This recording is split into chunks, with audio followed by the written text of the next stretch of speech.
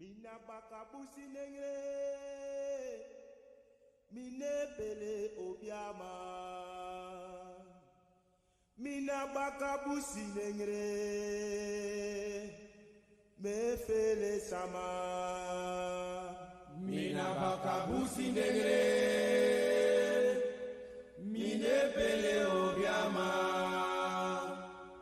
Mina bakabusi nengre, me fele sama.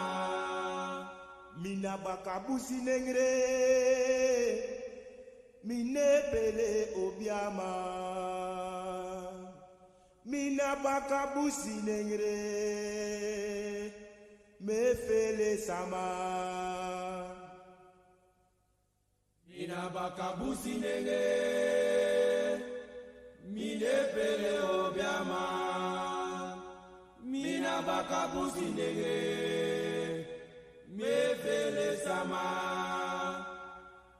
Mina bakabusi nengre, mine pele obiama. Mina bakabusi nengre, me fele sama. Mina bakabusi nengre, mine pele obiama.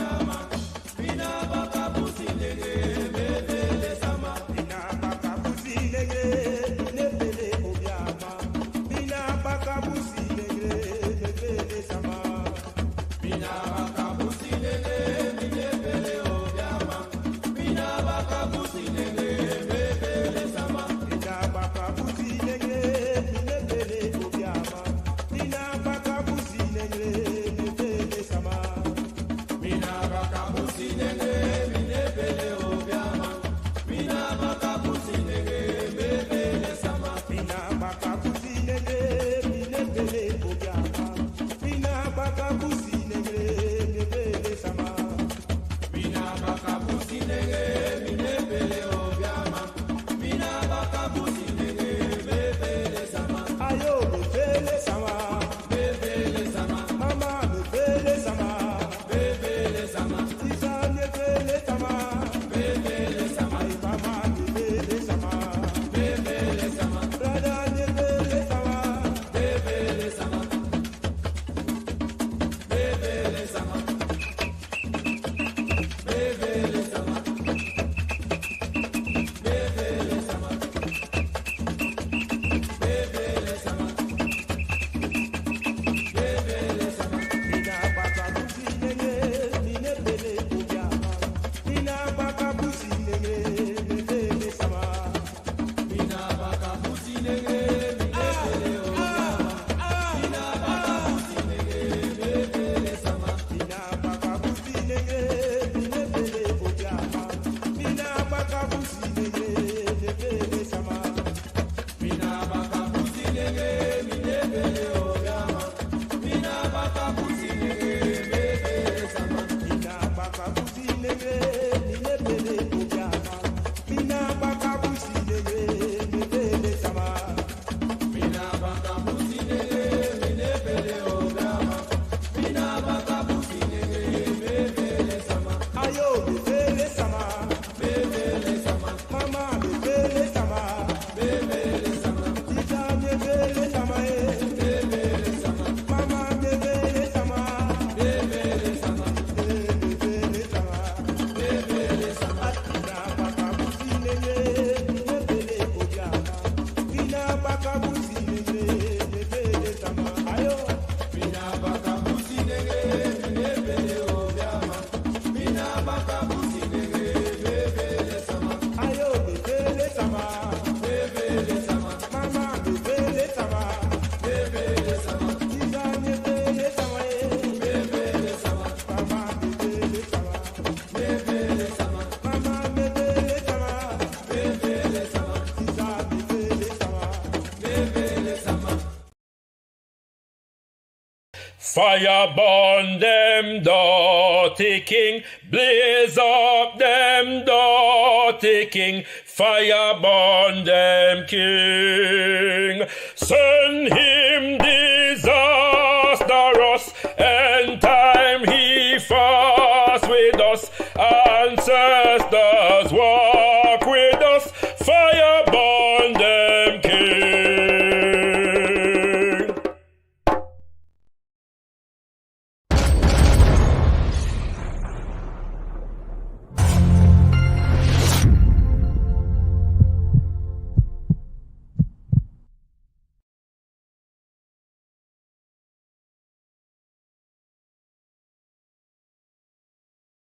culturally and psychologically, do you think we realize what we have lost?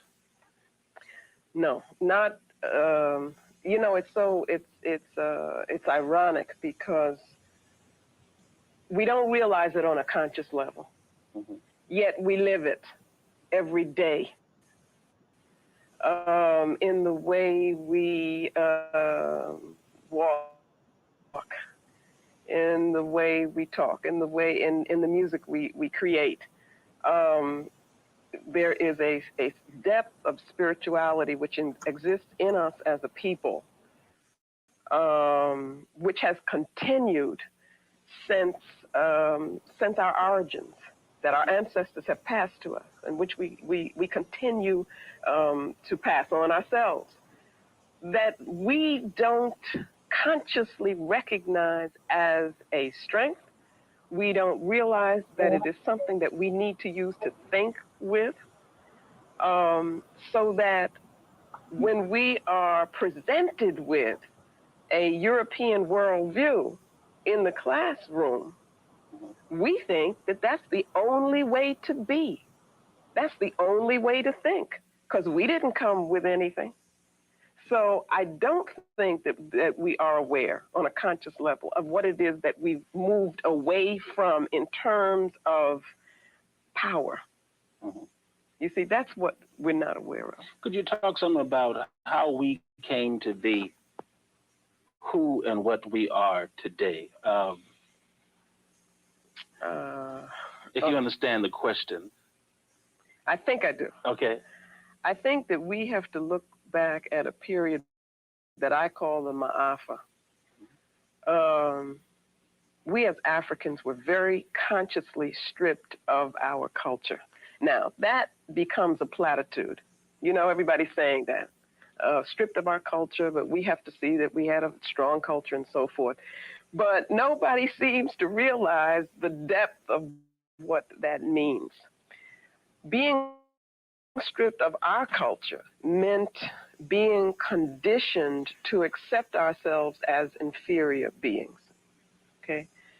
It meant that we were conditioned to feel that we had to be dependent on Europeans, dependent on white people, that we could not do things for ourselves and in our own image.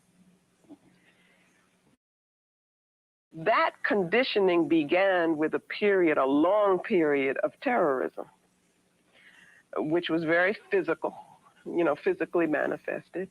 At the same time, there was the breaking of the will. So there was cultural violence, I call it, you know, in the book, as well as the physical violence, which was very important. We then came to a period in which we mistakenly thought we were free.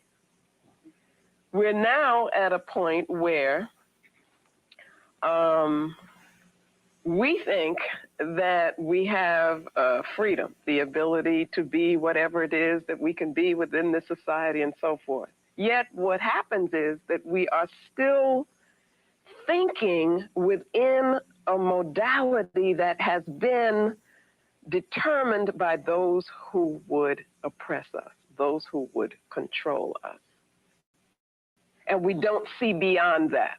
So the question for me becomes, who controls how you think? We have the ability to create our own structures, our own theories, our own definitions of reality, to look at the African worldview, to look at, for instance, the Dogon people, to look at the Kemetic people, to look at our own people who have, even look at Carter G. Woodson, for instance, the miseducation of the Negro, which I don't think was really ever understood by us, and to use these things as inspirations for the building of institutions, the creation of things, the building our own buildings. We have the ability to do that. So it's almost like we've been conditioned so well through such a long process that now it is us who are enslaving ourselves mentally. Because the job has already been. The job has been done. It would be so easy in one sense, for us to undo it. That's what I'm saying in this book. Because the way the system of European control works is that you have to accept a concept of reality, which makes them superior.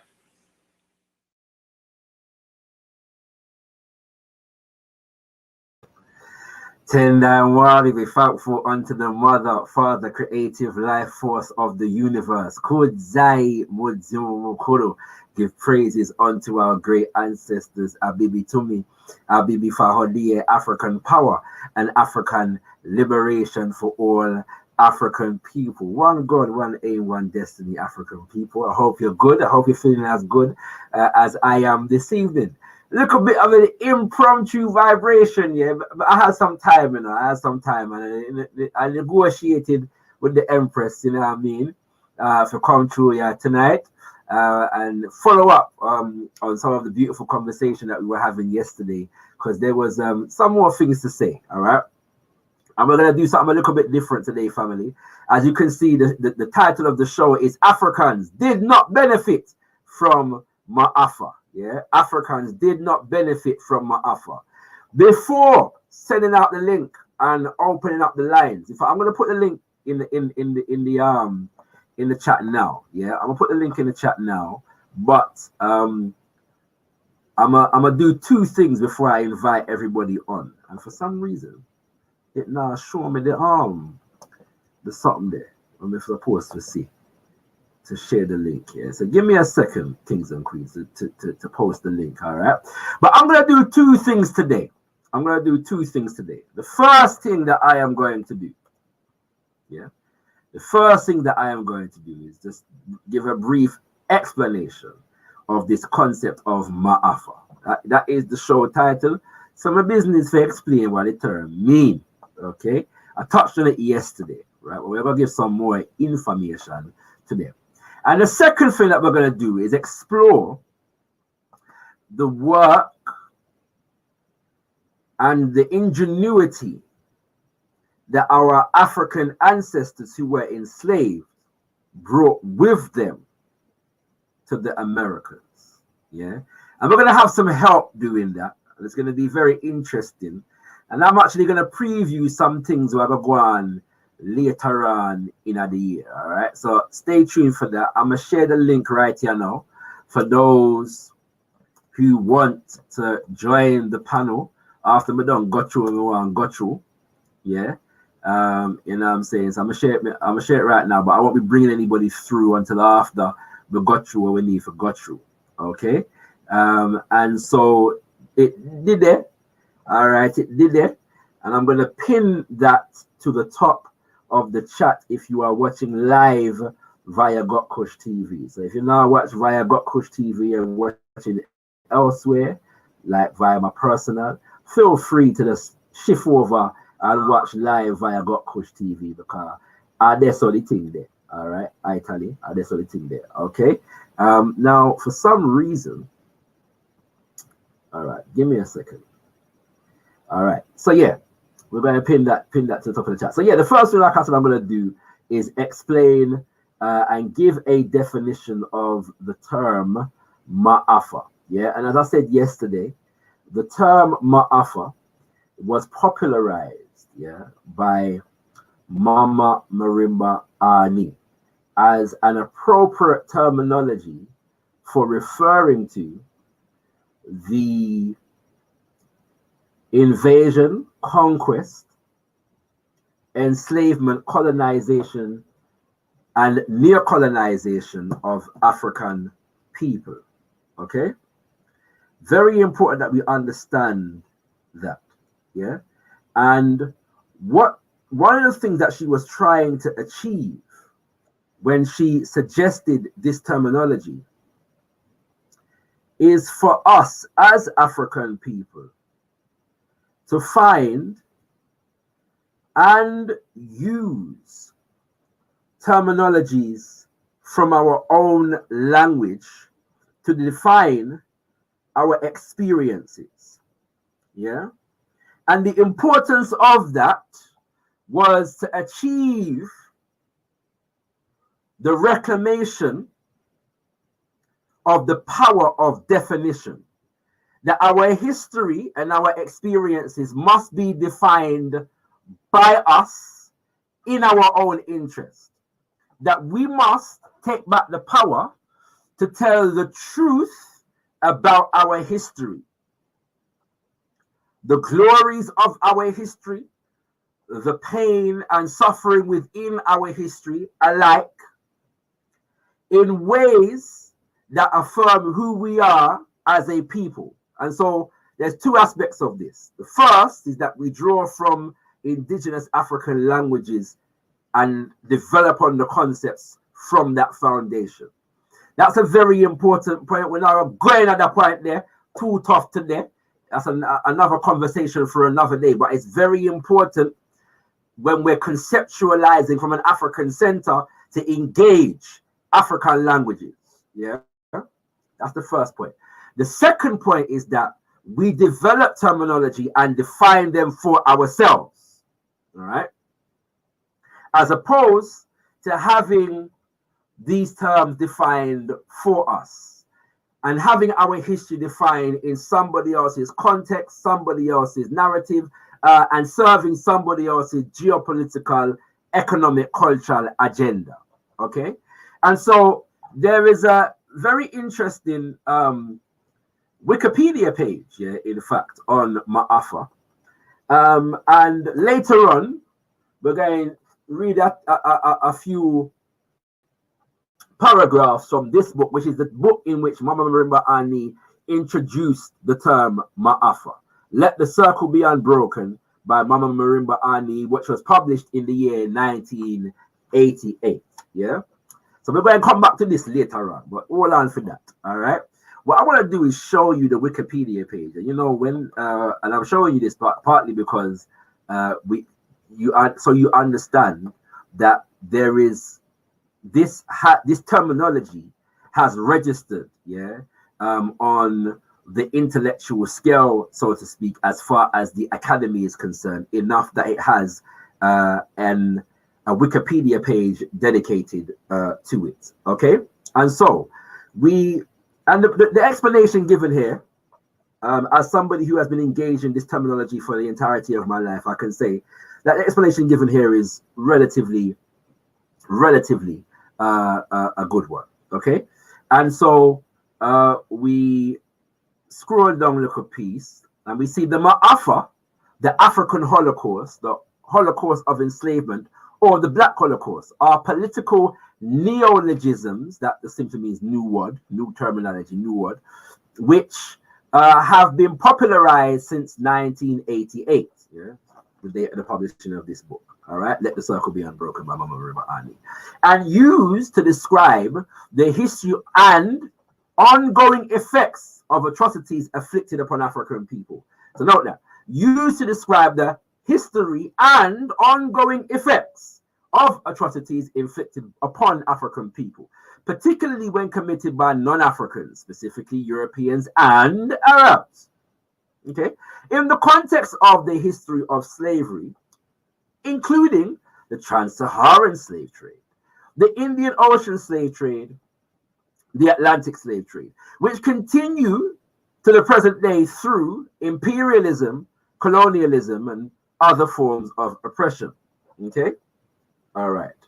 I'll read this next paragraph. Yeah. So, for example, Maulana Karenga, 2001, puts slavery in the broader context of the MAAFA, suggesting that its effects exceed more mere physical persecution and legal disenfranchisement. The quote, destruction of humanity possible involved redefining African humanity to the world, poisoning past, present, and future relations with others who only know us through this stereotyping, and thus damaging the truly human relations among peoples. Okay, all right. So let's slow down a little piece. Yeah, history and terminology. The usage of the Kiswahili term MAAFA, which means literally great disaster in English, was introduced by Marimba Ani's, again, 1988 book, Let the Circle Be Unbroken, The Implications of African Spirituality in the Diaspora. It is derived from a Swahili term for disaster, terrible occurrence, or great tragedy. The term was popularized in the 1990s. The MAAFA represents a way to discuss the historical atrocities and impact of the African slave trade. Yeah, I'm going to scroll down a little piece. Some Afrocentric scholars prefer the term MAAFA instead of African Holocaust because they believe that indigenous African terminology more truly conveys the events. The term MAAFA may serve, quote, much more the same cultural psychological purpose for Africans as the idea of Holocaust serves to name the culturally distinct Jewish experience of genocide under German Nazism, unquote.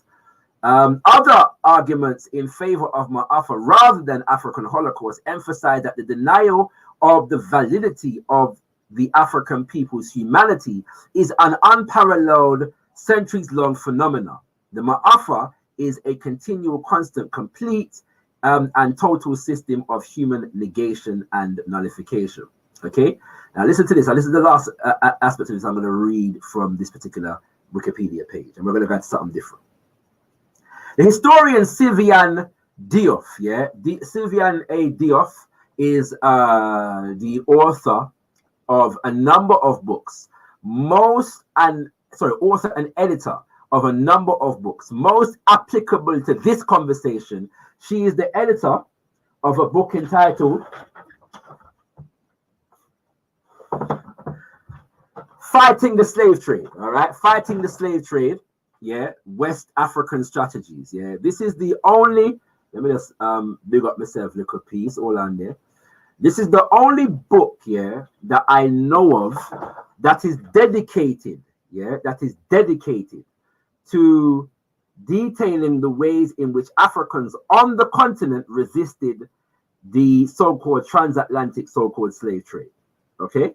All right, the enslavement of African people across the Atlantic, yeah? So it's a very important book. So this is edited by Zivanayi Diop, all right? Let me just get back to the City Nation, okay?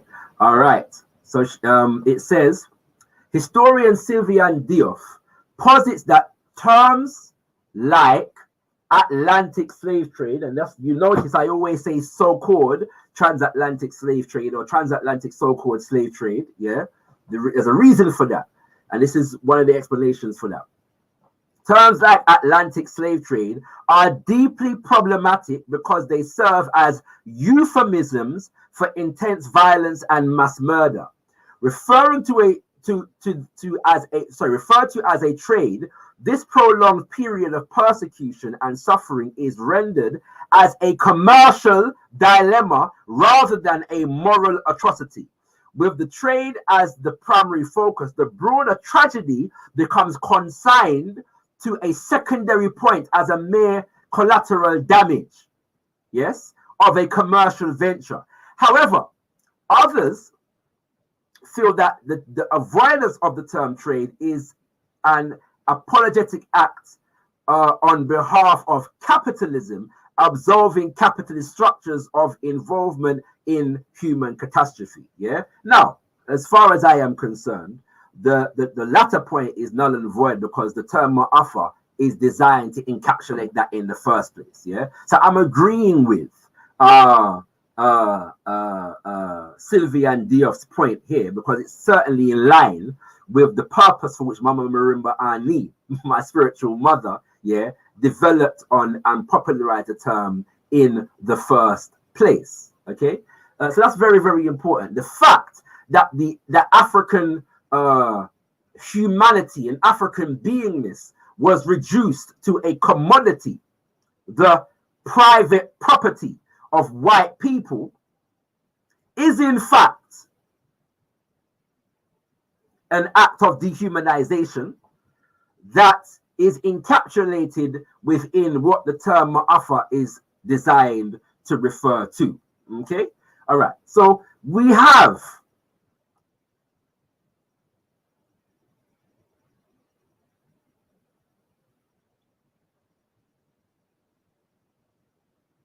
defined the term MAAFA sufficiently enough for the purpose of this conversation, okay?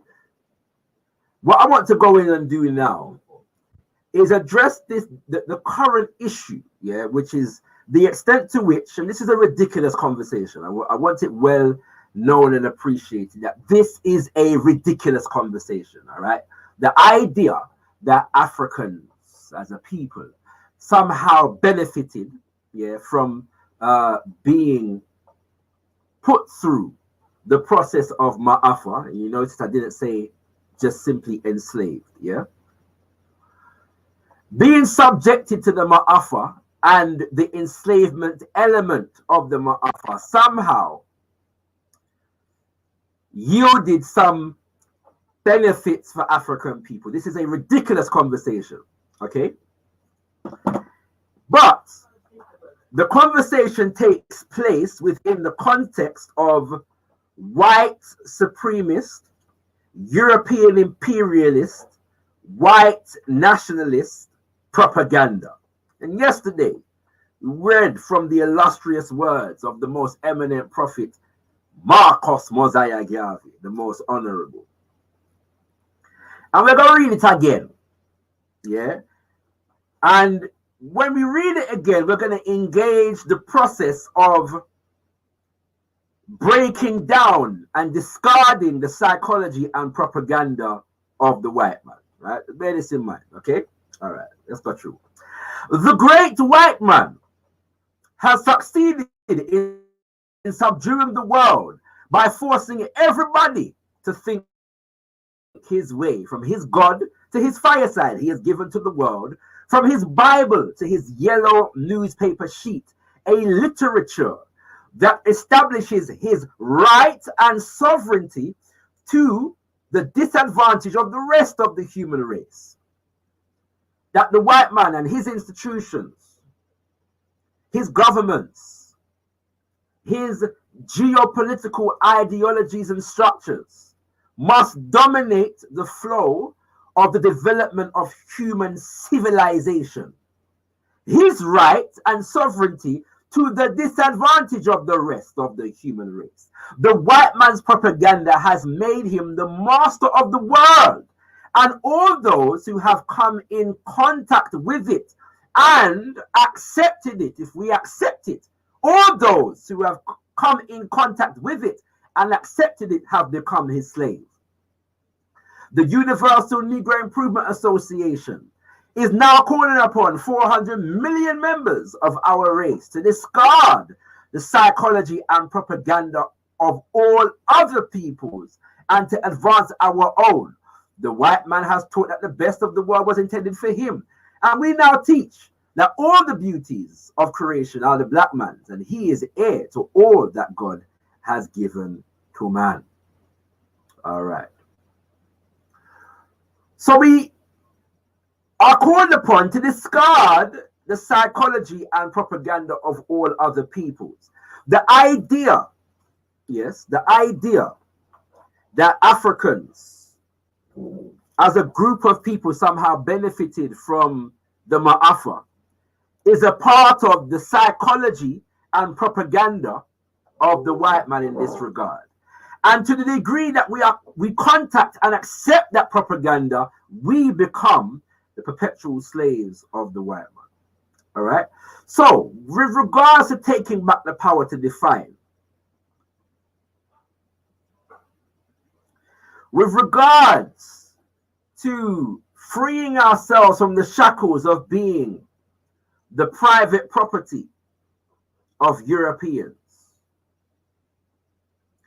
with regards to breaking the chains of psychological slavery so that we don't become poor imitations of Europeans, but rightful human beings in our own right, we have to look at this period of the MAAFA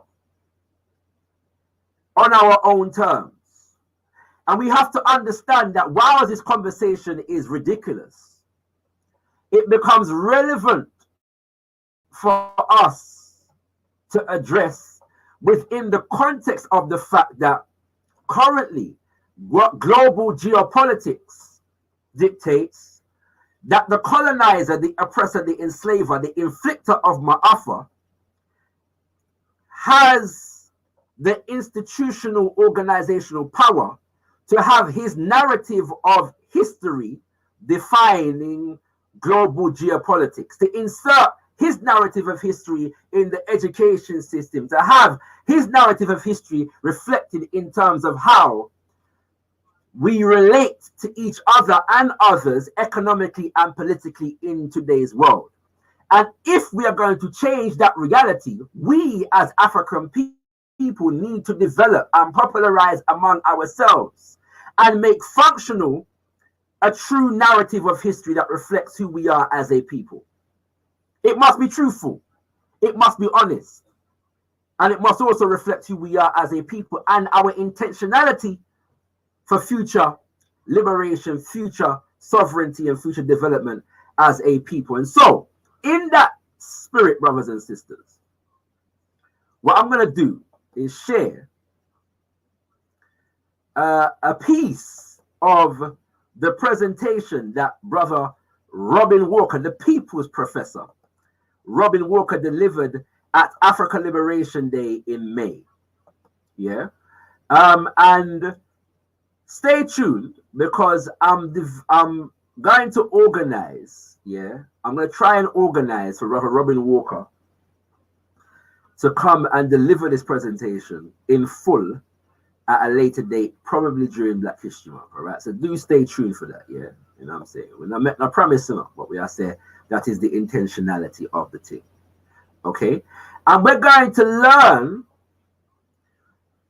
that this narrative that is being popularized and attempting to be institutionalized currently within the geopolitical sphere, that somehow Africans benefited from the MAAFA, from being subjected to the MAAFA, that we gain skills from the white man, that our scientific and technological development as a people was somehow aided by being subjected to the MAAFA by Europeans.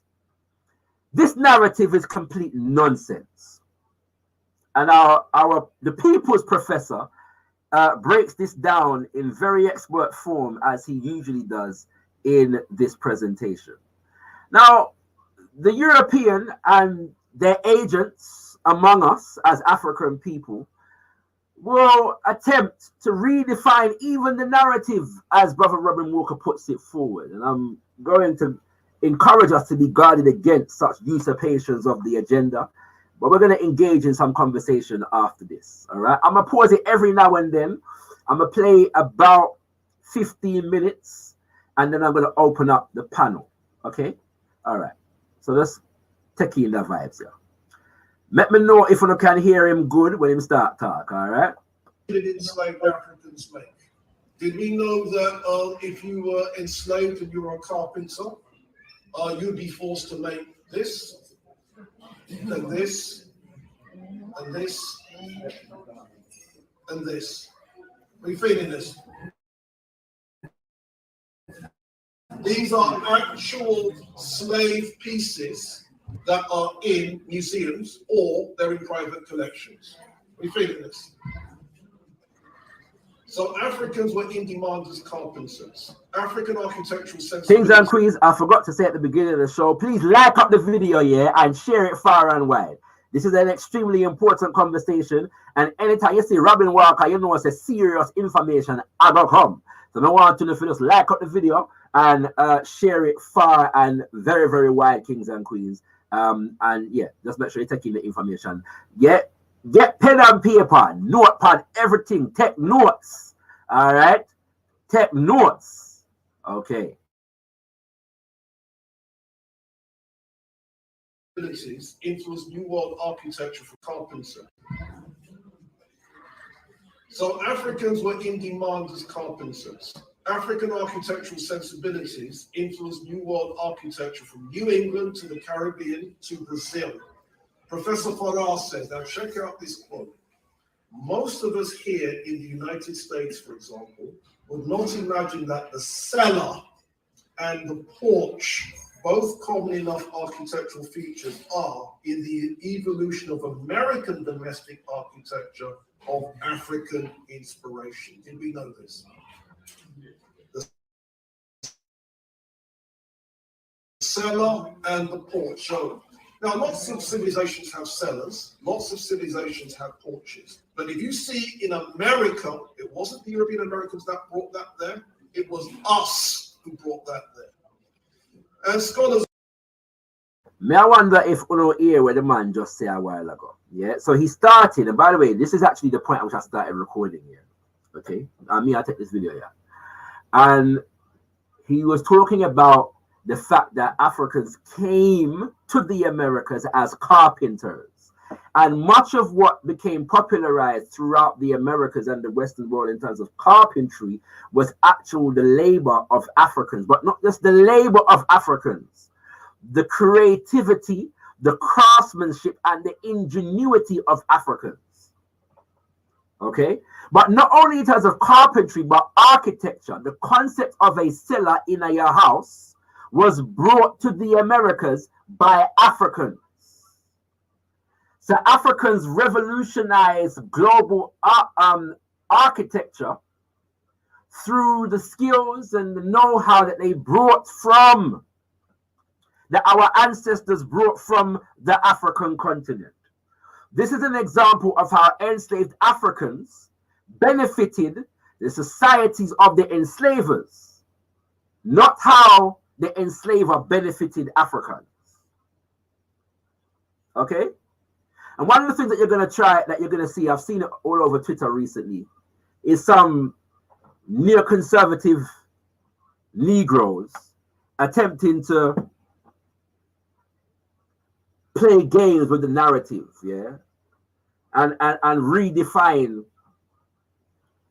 terms like benefit, like we don't know what it means, yeah, and be overly literal, as though this narrative is not designed to serve a political agenda. We're gonna come back to that foolishness there in a little while, yeah, and how the Master Negroes, yeah, that are perpetuating that narrative. But we let Professor, the People's Professor, continue for a little while. Scholars have detected African ideas and technologies in the construction of the ground houses as well. And most recently, during the Obama period, Obama and his wife went public to point out that the White House was built by enslaved Africans. So Professor Farrar gives the example of something called the shotgun house. So what's a shotgun? According to Wikipedia, folklorist and professor John Michael Flatch has suggested that the origin of the building style and the name itself may trace back to Haiti and Africa during the 18th century and earlier. So what in New Orleans is called the shotgun house is 18th century. It goes back to Haiti, and then from Haiti, it goes back to Yoruba land in West Africa. Are we feeling this? Yeah. All right, so that's I pause there just to point out what he just said in terms of it has its origin in Haiti, and then the enslaved Africans in Haiti bring it to what becomes the United States of America through New Orleans, yeah? To demonstrate the connectedness between Africans throughout the Americas in terms of enslavement, okay? It's a very, very important point. That's a shot in West Africa. Are we feeling this? Yeah. All right, so that's a shotgun house. They're very, very narrow, and legend has it that you can shoot a shotgun through the front door all the way to the back of the house. Now, can you see that one of the architectural features is a porch? Can you see that? And then what happened was Professor James Dietz excavated an early shotgun house. And this is what the excavation said. It was while the cellar was being excavated. What was being excavated? Cellar. Right, that's something. A number of discoveries were raised and important questions about the site and its inhabitants. Broken on the cellar floor were two large earthenware jars, unlike any before encountered on a New England historical site. These jars were made in the West Indies and served as sugar containers for shipments to various colonial ports. They are also said to have been used at times for storing and shipping tamarind, a West African cultivated fruit that was grown in the West Indies. So we can infer then that an African slave owned this house with its strange architectural feature. What was it? Cellar. Are we feeling this? Now, this is what Britannica says. Shotgun house, narrow house prevalent in African American communities in New Orleans and in other areas of the southern United States. Although the term has come to be used for such houses regardless of location, shotgun houses generally consist of a gable front porch and two or more rooms laid out in a straight line. Rooms are directly connected without hallways. Shotgun houses may have derived their name from the room format, as it was sometimes said that a bullet shot from the front door would pass through the house without hitting anything and exit through the back door. However, the term may also be derived from togu, the Yoruba word meaning house. Get it? Togu, shotgun. We feeling this? And what's more, can we prove the Yoruba origin of the shotgun house? Yes. We can get into a whole architectural lecture where I can prove that. All right, so we've got that, yeah. That the term shotgun house may actually be derived from the Yoruba word for house, which is togu, yeah. And the he said he can prove this, yeah. Now he doesn't go there in this presentation. If we get him to come back for this, we're gonna get him to engage, yeah, the specific proofs of that. So do stay tuned, yeah. But I'm just pointing that out, and we're gonna let the people with Professor. You got this. Yeah. And the other thing too is not only is it an African development, it ingeniously makes use of limited space, says Britannica. Are we feeling this? Yeah. All right, now, what else? Africans were widely employed as boat builders who created large ocean-going worthy canoes, watercraft for the coast, rivers and for fishing, and they proved more adaptive to their environments than European crafts. One source says, since there were few roads in the south connecting tidewater settlements, most of the travel was done by small boats. Slaves who rowed the canoes often had to serve as guides as well as boatmen. There are ample statistics from 18th century Virginia to show that blacks had a strong control over the waterways. Did we know this?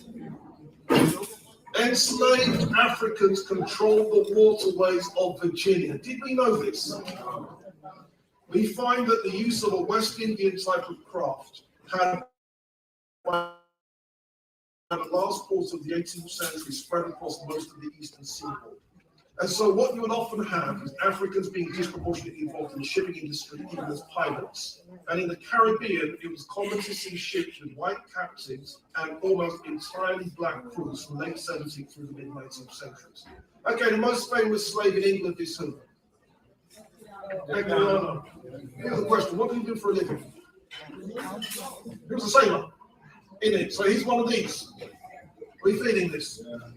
Yeah, did you know that Equiano took part in a voyage to the Arctic? And yes, and his boat got stuck in the ice. And this is in his interesting narrative. Yeah. So he was part of the team that went to the Arctic. Now, the first metallurgists went to the Americas in the wake of 1492. We're not European.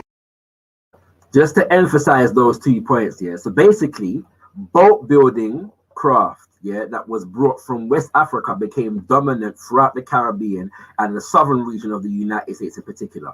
If you know anything about the ecology of West Africa, a lot of the trade was conducted via boats, yeah, and the traveling from one nation to the other, and sometimes how the superstructure nations, yeah, the super nations such as Ghana, Mali, and Songhai was constructed and developed was through connections of rivers, okay?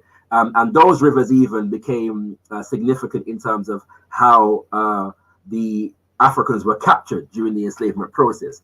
But those boat and shipbuilding strategies and processes became the dominant ones in the Americas. Yeah, became the dominant ones in the Americas. And so Europeans adopted African boat making technology. And that dominated, I believe, although don't quote me on this, but I believe until the development of the steamship, yeah, in the mid to late 1800s. Yeah, all right, and that's the thing there. All right, okay.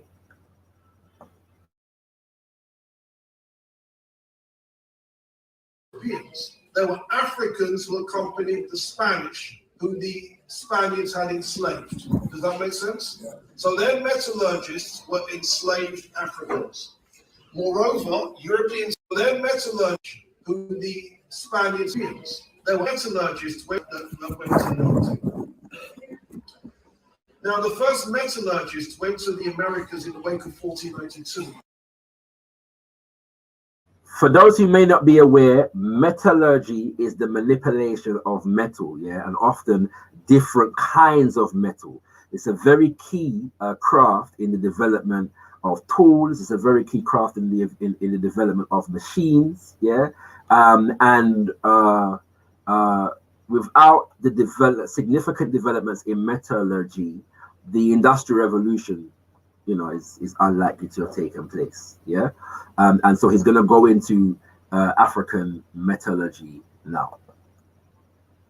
Not Europeans. There were Africans who accompanied the Spanish, who the Spaniards had enslaved. Does that make sense? To be clear, he just made the point that the first metallurgists in the Americas were not Europeans. They were in fact Africans. The first metallurgists in the Americas were not Europeans. They were in fact Africans. So where do you think the transmission of the craft of metallurgy came from? Europeans or Africans? Were the Africans learning from Europeans the craft of metallurgy, or were we learning from ourselves?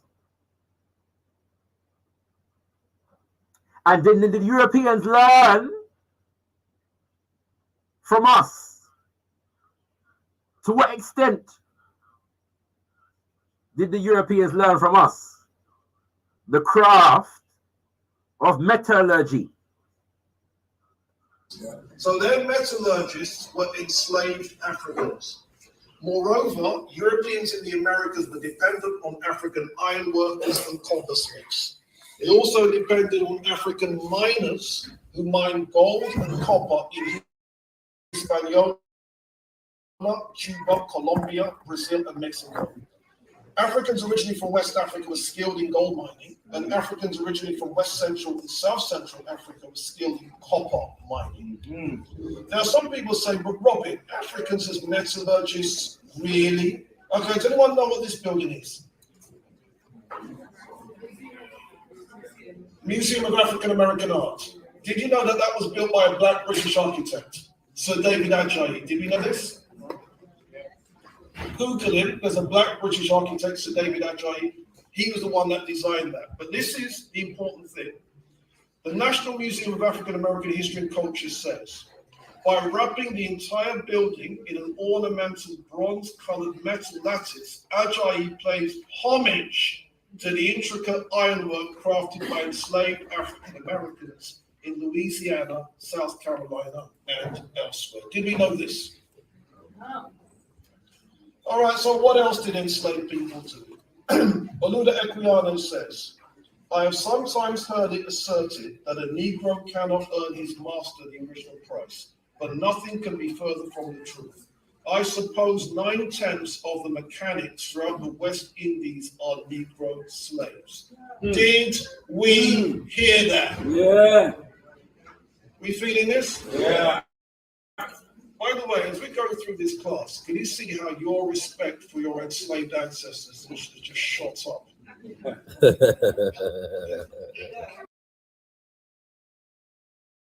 Me just want to highlight that point there. Yeah, me just want to highlight that point there.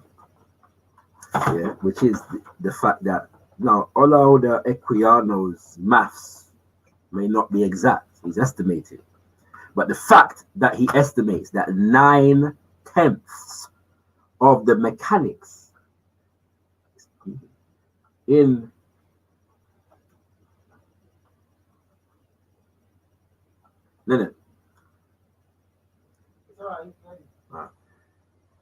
9/10 of the mechanics in the Americas were enslaved Africans is just a sign of the extent to which Africans were mechanics.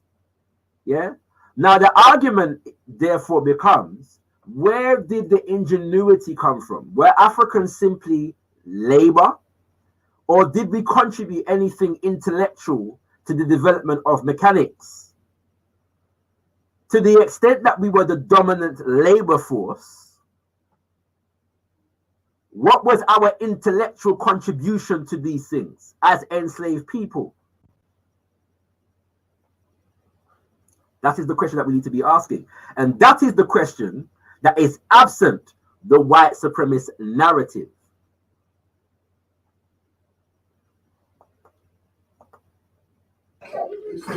Yeah. All right, now, I know what you're thinking. Mechanics, this is what you're all thinking, right? That's what you're thinking, isn't it? All right, I'm going to present the evidence. Joe Anderson was an enslaved mechanic, and some say he was 50% responsible. Some people say he was 100% responsible for an 1834 patent. Now, there's an American lawyer who specializes in intellectual property, and that's the lawyer that you're seeing there, Professor Shontavia Jackson Johnson. Does that make sense? Yeah. And this is what this intellectual property lawyer says about Joe Anderson. Plantation owner Cyrus McCormick received a patent for an invention that transformed farming and made him a multi-millionaire, the mechanical reaper. Today, most people also attribute the reaper's invention to Joe Anderson, an enslaved man owned by the McCormick family. So this is what another source says. In July 1831, the reaper was first tested before an audience of friends, neighbors, and skeptics in the Shenandoah Valley. McCormick's grandson wrote, so this is the grandson spilling the beans. Joe Anderson was there, the Negro slave who, through the crowded hours of recent weeks, had helped build the reaper. Now you can see that an extra word has been added that shouldn't have been there. Helped. He didn't help build anything. He built the thing. Yeah. Joe Anderson deserves honors as the man who worked beside him in the building of the reaper. Joe Anderson was a slave, a general farm laborer, and a friend, and the Negro toiled with him up to the hour of the test and after. So that's why people say Joe Anderson was either 50% responsible for this or 100% responsible. All right, so did we know that what is today called the combined harvester? There it is. All right, so just as an example there, yeah. So obviously, when you're an enslaved person, the private property of an enslaver, what tends to happen is that the enslaver takes credit for whatever you create and produce. Okay, and even after enslavement, there were laws in place that didn't allow Africans to patent, yeah, within the economic system of America in particular. Okay, but in fact, I'm going to come back to the point I was just going to make. But the point I'm emphasizing here is that they're saying that Joe Anderson was either 50% or 100% responsible for this particular creation.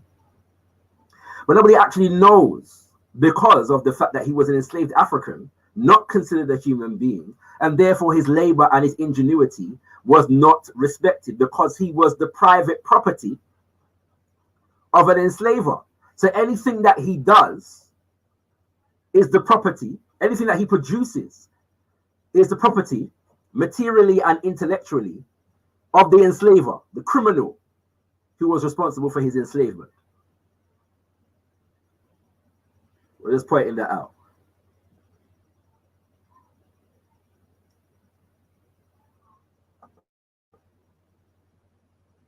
No, I'm not muted. Can you only hear me? I just see a comment say I'm muted. Can you only hear me? Okay, cool. All right, let's make sure.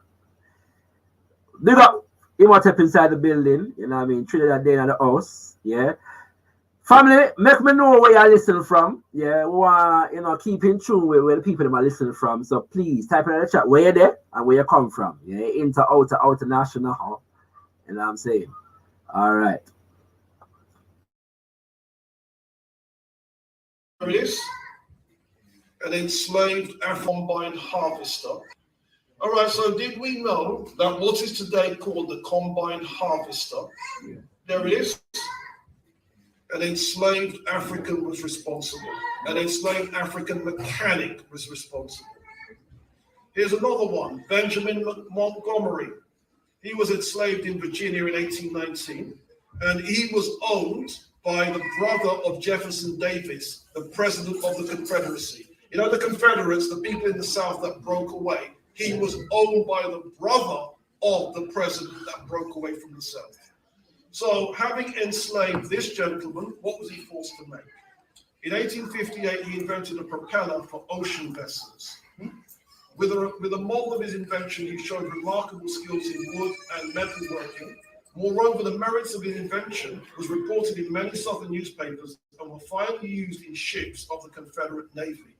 So let's get this straight. The part of the Americans that had broken away so they could keep slavery, their armies, their Navy ships, the propellers were made by an enslaved African. Are we feeling this? Equiano said, I have known many slaves whose masters would not accept an offer of £1,789 for them. Yeah? Now, we've already seen that enslaver Cyrus McCormick made a fortune from his slaves' inventions and became a multi-millionaire. So the key question, can we begin to put a figure on how much value enslaved Africans created? Very important aspect of the presentation. Okay. So I just said a minute ago that the credit for what these enslaved Africans were developing and creating went to the enslaver, the colonizer, the criminal, the genocider. So when that credit went to them, they began to reap the benefits of that credit in material terms in general and monetary terms in particular. Yeah, and the monetary terms become important because they're one of the major ways that we can measure, yes, the value and the worth of what was being developed. Not the only way. Yeah, as African people, we don't limit value and worth to money, but it's an indicator. Okay, it's an indicator. Yeah. All right. So bear this in mind, and we're going to get into some important points here. And after this section, we're going to open up the panel. Do you know that someone did that? And that was Professor Robert. Begin to put a figure that became a multi-millionaire. Enslaver Cyrus McCormick made a fortune from his slaves' inventions and became a multi-millionaire. So the key question, can we begin to put a figure on how much value enslaved Africans created? Do you know that someone did that? And that was Professor Robert Beckford. And he came with a figure of 7.5 trillion. And that figure was established in 2005. 4 trillion was unpaid wages. 1.5 trillion was false imprisonment, and the remainder was unjust enrichment. And then when you add that up, that's 7.5 trillion. Okay. So this 7.5 trillion has become a popular figure, yeah, in relation to the value. This is just specific to the British, okay? Value of enslaved African labor, and you've just heard the breakdown. Let me rewind it a little piece so we can reinforce this point. All right, and I'm reinforcing this because many people put out the figure, but they never reference where it comes from or what the breakdown was. Yeah, and the reason why they don't do that is because it would provide legitimacy to the argument. Yeah, and an argument can be legitimate beyond whether the people who are responsible are even interested in engaging the process of justice. Yeah, the legitimacy of the argument is what they're trying to negate in the first place, and so the details within it are never referenced. So I'm going to rewind so we can just highlight this point even further. All right, listen very carefully.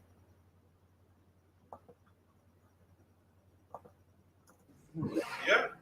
Now we've already seen that enslaver Cyrus McCormick made a fortune from his slaves' inventions and became a multi-millionaire.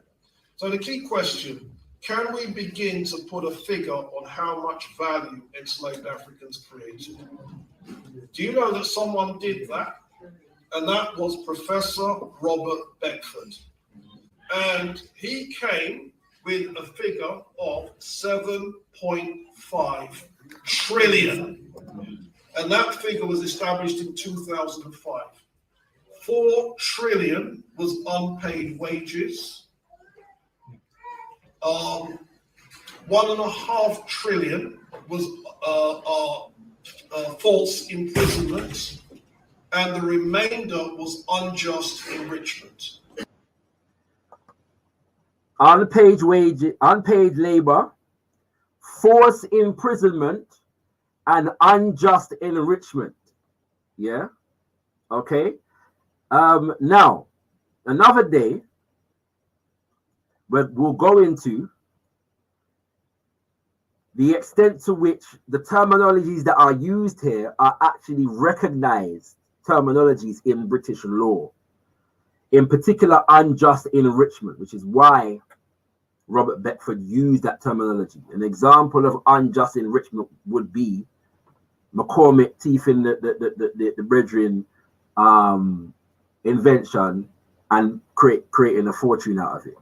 All right, another day we'll go into that, and maybe I'll read the definition of unjust enrichment a little more later on. Okay, but that is the breakdown of that 7.5 trillion argument. Okay, very, very important that we note that.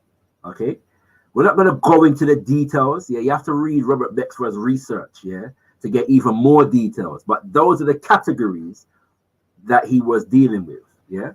And let's continue. Yeah, there's more to be said on that, but we're not today. And then when you add that up, that's 7.5 trillion. Now, what does that mean to you? This is what it means to you. For you, as victims of the British Empire, you are 7.5 trillion pounds poorer than you should have been if you hadn't been enslaved. Or let's look at it the other way. For people descended from enslavers, they are 7.5 trillion richer than they should have been had they not been criminals. Are we understanding this? Yeah. And that 7.5 trillion is at 2005 prices. Compounding. And when you compound that, the actual figure is probably about 3 times that. But it's worse than that. We have to do a similar calculation for Spain, a similar calculation for Portugal, Holland, Denmark, Sweden, and every white-dominated country in the Americas that had a black population: Brazil, United States, Colombia, Argentina, etc. So when African Americans say they want reparations from the American government, no, bros. That's a fraction. You're also owed by the British Empire, the French Empire, etc., etc. Remember, New York was originally New Amsterdam. That means people in Holland are owing you all dough. Yeah, so don't just be going after the American Serious government. though. It's serious though. You understanding? Yeah. Right. All right, we're gonna leave that right there, so the point has been made. Yeah, we're gonna leave that right there, so the point has been made. Like I said, as and where appropriate, we're gonna get brother Robin Walker to come back and deliver the entirety of that present, or at least go into more depth in terms of that particular presentation right there. Yeah. Now I'm gonna share the link again. If you're watching on gotkushTV, the link to join the panel is in the description. Is pinned to the description of the chat. Yeah. But we're gonna share the link again for the people them. Yeah. And make this point. The reason why the Western nations and their associated education systems are invested in this narrative is because they understand the connection of history to the present. They have to give to the world a literature that establishes their right and sovereignty to the disadvantage of the rest of the human race, which means that white people and the nations of white people must be characterized as a net benefit to African people and the rest of the world. It means you must establish the false idea that they got more, we got more from them than they got from us. They must establish the idea that we achieve and develop because of them rather than in spite of them. And a proper narrative, a proper true exploration of these issues delegitimizes that agenda. It delegitimizes that agenda because they would like to present the idea that all of the benefits that the world is currently experiencing in terms of development are gifts to the world of European Western civilization. That it is because of the political, economic, and cultural particularity and exceptionalism of white people and white nations, white systems of government, and white economic ideologies, in this instance particularly capitalism, that it is because of the democratic capitalist system that the world is benefiting and that African people have made any progress in today's world. But this narrative demonstrates that we as African people have been creative in spite of them, not because of them. And if to the extent that we can be creative and genius and productive in spite of them, not because of them, it demonstrates that we don't need them, their systems, economic, political, or cultural, in order to do for ourselves. And it delegitimizes their authority over our creative products, ingenuity, and aspirations.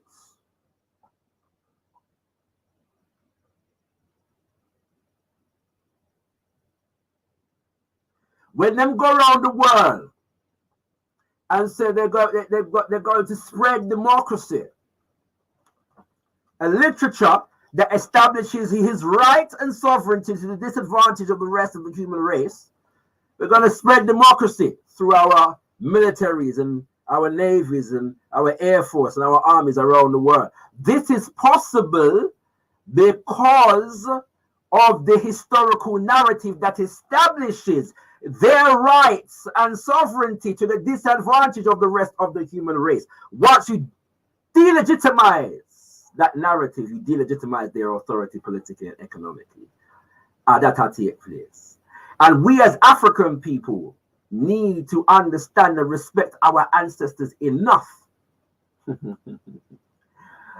to tell the story of our enslavement from the perspective of our ancestors and not the enslavers who are continuing, whose descendants are continuing to dominate the narrative and attempting to perpetuate the dehumanization of African people and our African ancestors, or through our African ancestors, for maintaining their legitimacy. I'm going to bring through the panel now. And the last one I'm going to do is read from, as I said earlier, the Let the Circle Be Unbroken by Mama Marimba Ali, yeah, and explain some things about, in the chapter where she actually deals with MAAFA, yes, in terms of us as African people. She says, the system and circumstances of slavery in New Europe, not the Americas now, not the United States of America, Canada, Caribbean, Western Indies, New Europe, because that's what it really is in terms of geopolitics under colonialism, sought to destroy African value, African self-image, and self-concept. The African universe was disrupted. It became dysfunctional as the sense of order that it offered dissolved. For the overwhelming majority of those brought to North America and their direct descendants, the benefits of African culture were stripped away, not one by one, but brutally, in one sudden and total act. Family, language, kinship, patterns, food, dress, and formalized religion were gone. What replaced them was the order of slavery. The objective of the new order was to demonstrate our lack of value. It turned our humanity into weakness. To be European was to have value. To be African was to be without personal worth. And instead of the security of kin-based society that imparted emotional strength and positive self-image to its members, the slave order created and depended on a constant state of terror. As long as you denied your Africanness, your humanness, and pretended that you didn't mind watching others suffer around you, you were relatively safe. Fear, the great immobilizer. For the African, slavery meant chaos. The evil order of white supremacy and black exploitation was chaos to the African sensibility. The imposed order of the whip, the subtle dehumanization of paternalism, implied chaos and death to the African spirit. Yet we are here to say that spirit survived, and the survival of that spirit demanded an ordered view of the world, one that repudiated the definitions supporting the slave system and maintained by that system. Herein lies the miracle of black existence in New Europe. Out of nothingness, we built a world in an environment that denied being black being. We insisted on being. Finally, she says that something was the fragmented pieces. Sorry, let me just read the whole paragraph. Oppressed by dehumanizing circumstances, we still found something in which to recognize enough of ourselves, to revitalize our souls, to create new selves. They took from us everything they could, but there was something left inside that slavery couldn't touch. That something was the fragmented pieces of a shattered worldview, so different from that of the Europeans that in time it repudiated the materialism that they assumed. The African worldview stresses the strength of the human spirit. It places paramount value on human vitality as the ground of spiritual immorality.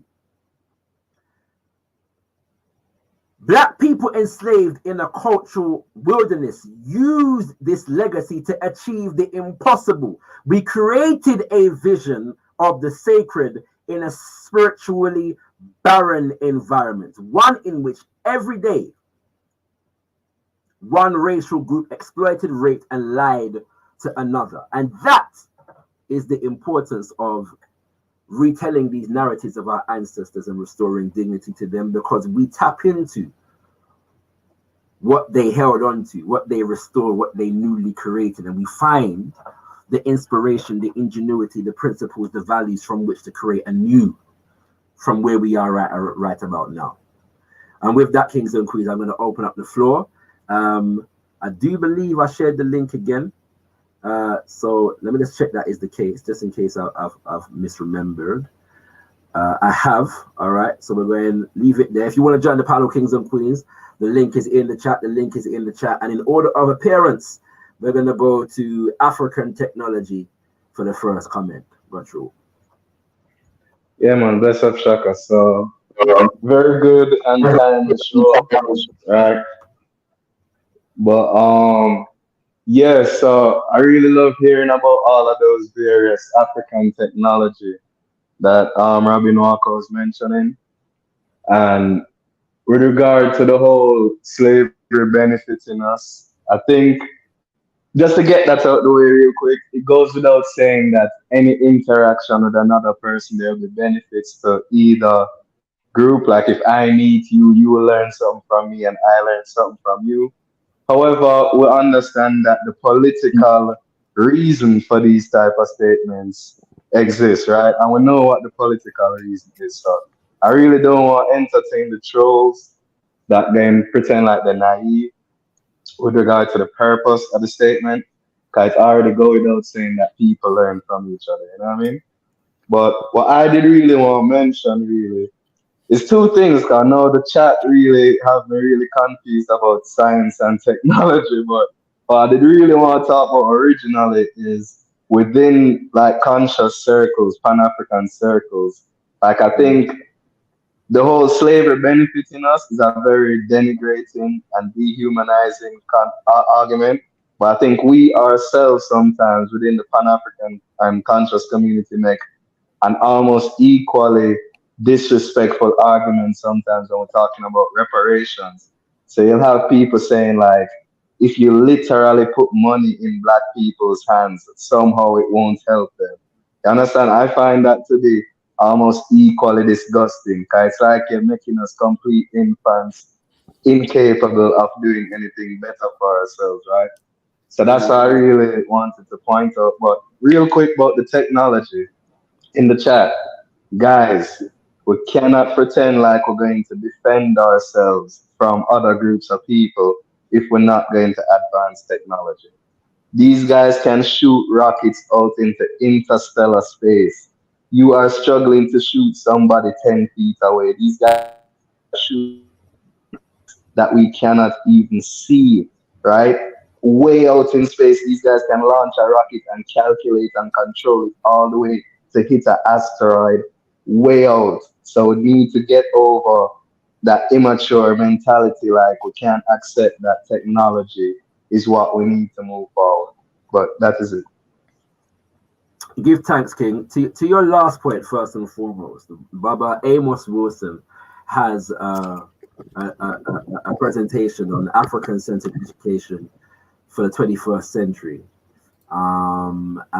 in which he makes exactly that point. Yeah, you know what I'm saying, and it's one of the things that I'm going to be touching on. Forgive me, I neglected to say, kings and queens. Yeah, that for those of us in the UK, I have the honor and the pleasure of delivering the keynote address at this year's Mosiah opening ceremony on Umoja Day, Sunday, the 6th of Mosiah, beginning at 12 p.m. And the subject of the keynote address is scientific Garveyism and working idealism for the 21st century and beyond. And so Papa Garvey said we must create a generation of scientists par excellence. And so we're going to be touching on this element. Yeah, we're going to touch on it. We're not going to delve into specifically that in depth, right? But touching on this element of the importance of scientific and technological development. All right, family. So that's a very good point. Your point on reparations is an interesting one, and I sympathize with your argument, although I also understand and sympathize with the people that I believe you're referring to. Yeah, and this is the idea, one, that reparations is not just about money. Yeah, that we shouldn't reduce the conversation on reparations to one of just money and enslavers and enslaver institutions and nations handing out checks, to people. That diminishes the true nature of the conversation and what reparations actually is. And the other side to that is that we're not just talking, we don't want to engage, no. The other side to that is that reparations needs to be effected through the agency of African people. So we're not talking about getting Europeans to the point whereby they are beneficent and benevolent enough to provide. There is an argument within Pan-Africanist reparations conversation that says no people have ever achieved reparations but from a position of power. So that you have to impose the reparatory justice claim on the oppressor, not simply request it. And the only position from which to engage that power or to effect that power is through institutions. So it's not just about them giving us money so that we could be better able to become consumers within their system. That as African people, we have to develop institutions through which to channel whatever compensation comes in the context of reparations, if that makes sense. As in, and I'm identifying compensation because compensation would specifically relate to the monetary aspect. Now, I'm not saying that everybody who makes a comment that you're making is coming from that perspective. I'm saying that there are many people I know who make similar arguments that are coming from that perspective. So I'm not trying to negate the point that you have just made. And finally, in relation to what you have said, I'm going to share my screen very quickly because I tweeted something the other day that relates to something that you said a minute ago. I just want to share it with the people there. Follow me on all social media, Kings and Queens, ShakaRa Speaks. You know what I mean? ShakaRa Speaks. And it says, a fact is one dimension of truth. That's again, Mama Marimba Ani. You'll find that I quote Mama Marimba Ani, our holy. All right. So I said, I give an example. Slaves learn trades during slavery. I say it because it's a fact. This is one of the arguments that people are making at the moment. Slaves learn trades during slavery. I say it because it's a fact. So obviously, there are people that were born into slavery that learn trades on the plantation. Okay. But this is a factual statement that belies context for the sake of, and I'm going to go on to state now, intellectual dishonesty, pretending the statement has no political agenda attached, so as to provide indirect legitimacy for said political agenda. So the idea now is that there are brothers and sisters out here who are supporting the political agenda of certain groups within the American and the British establishment. And I'm highlighting those two in particular because that is where the dominant argument is taking place. All right. And what happens is, though the white think tank talking point is that blacks learn trades under enslavement. And the implication of that statement is that the Africans who were enslaved learn trades from the enslaver systems, the enslaver nations. That the benefits of these trades come from the ingenuity of the enslaver, and therefore we are the beneficiaries of the enslavement system. That is what is being said. It's not simply a factual statement that Africans learn trade. No, it's giving the enslaver credit, and the enslaver system credit that we learn these things because of the system of enslavement. And had it not been for the system of enslavement, we would not have been blessed with the benefits of these crafts and these skills. That is the argument that is being made. It doesn't consider the fact that the Africans who learned these trades could have learned these skills and these trades from other enslaved Africans. That's not considered in the argument. That's intellectual dishonesty designed to provide a literature that establishes the right and sovereignty of the white man to the disadvantage of the rest of the human race. The white man's propaganda is what it is, which has made him the master of the world, and all those who have come into contact with it and accepted it have become his slaves. And unfortunately, some of us as African people are satisfied with being the glorified, celebrated slaves of the white man.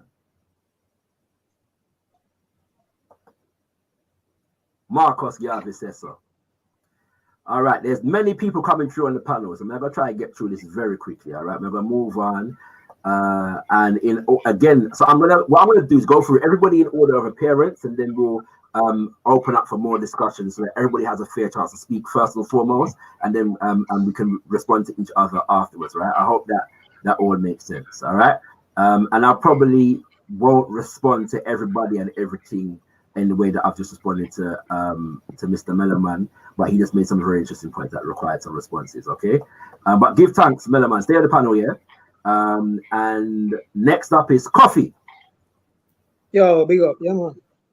Yes. Respect. Like the topic today, you know, is you have a statement of purpose, and you have your lecture to back up, you know, what you're saying in the content, and so it's really an updated version of the, you know, like Blacks in Science from Van Sertima. But the information is very useful, but I would agree with you, yeah. When conservatives make that point, say Blacks learned skills during slavery, right? The politics behind that is just what you said, is to deny that skills came over, or to deny that that innovation and technology was either stolen or suppressed in the South. To paint everything as just or to paint all the benefits as going in one direction from white to black, you know what I mean? But all this really showing up is that systems of slavery, systems that deny property rights, deny competition, deny innovation, are backward systems. This is why the South was backward in comparison to the North. The benefits to society, to the Southern society, from innovation, from the technology, from competition that would spur this, the improvements, the build up in capital and investment and savings and innovation. The South was denied that because of the economic system that it had in place. You know what I mean? And that's why it was backward in comparison to the more capitalistic North. You make a statement about in concerning reparations. You talk about we need to impose our will, you know, instead of begging. I mean, this is a typical Black militant response to the thing of reparations. But again, you can't impose if you're a backward race of people. The whole reason why you have the second or third divergence, meaning divergence between Europe and the rest of the world. The first divergence, as we all know, was between the Nile Valley and Europe, right? That's the great divergence in history. But the third one, or the fourth, between Europe and the rest of the world, that took place after the Industrial Revolution, yeah? That took place because Europe changed its system, the institutions and culture, to a more capitalistic and innovative one.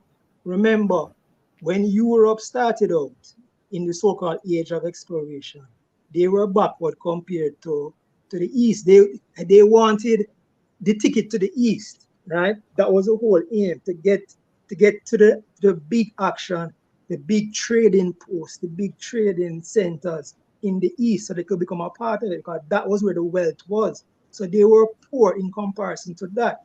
So what they did was not only to change their culture and institutions, which for factors that we don't have to get into here, but they changed it, and they also traded, and that is what built up the wealth that we see today. Or the second, or the fourth divergence, which led to the Industrial Revolution and the so-called hockey stick of development. Mellerman yesterday talked about development coming from the Paleolithic era as if it's just one straight line or one straight progression to today. That's not true.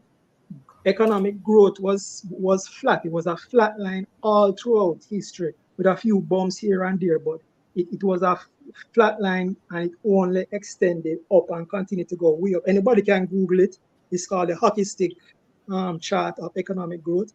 It started to grow after the advent of capitalism, when institutions changed, when we changed from a slave institution that deny people the right to innovate, to start business, to keep them property, etc.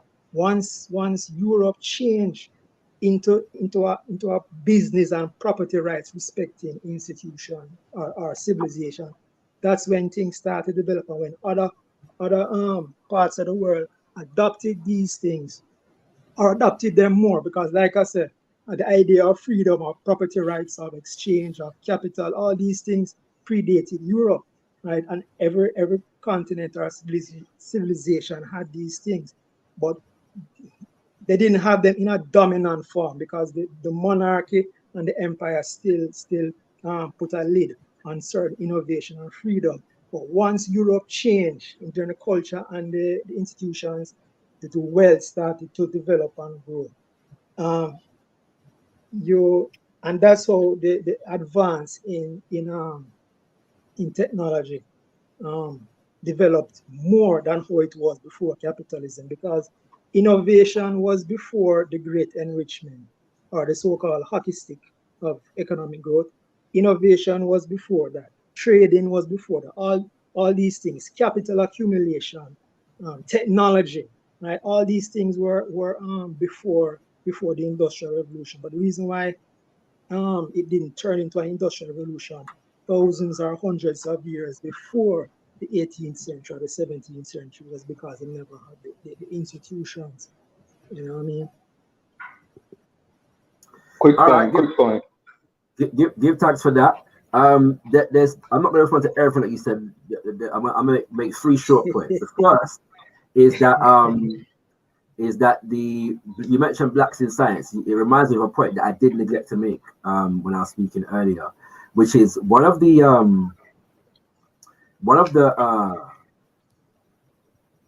miracles, of enslavement that is very rarely explored is the number of inventions that we know of today that are created by enslaved and formerly enslaved, or the children of just enslaved Africans. Bearing in mind that education of African people was banned in most places, with very few exceptions. So when you look at the number of things that were invented by African people just coming out of enslavement, it's a sign, a signal of the level of ingenuity that existed among Africans who couldn't read and write for the most part.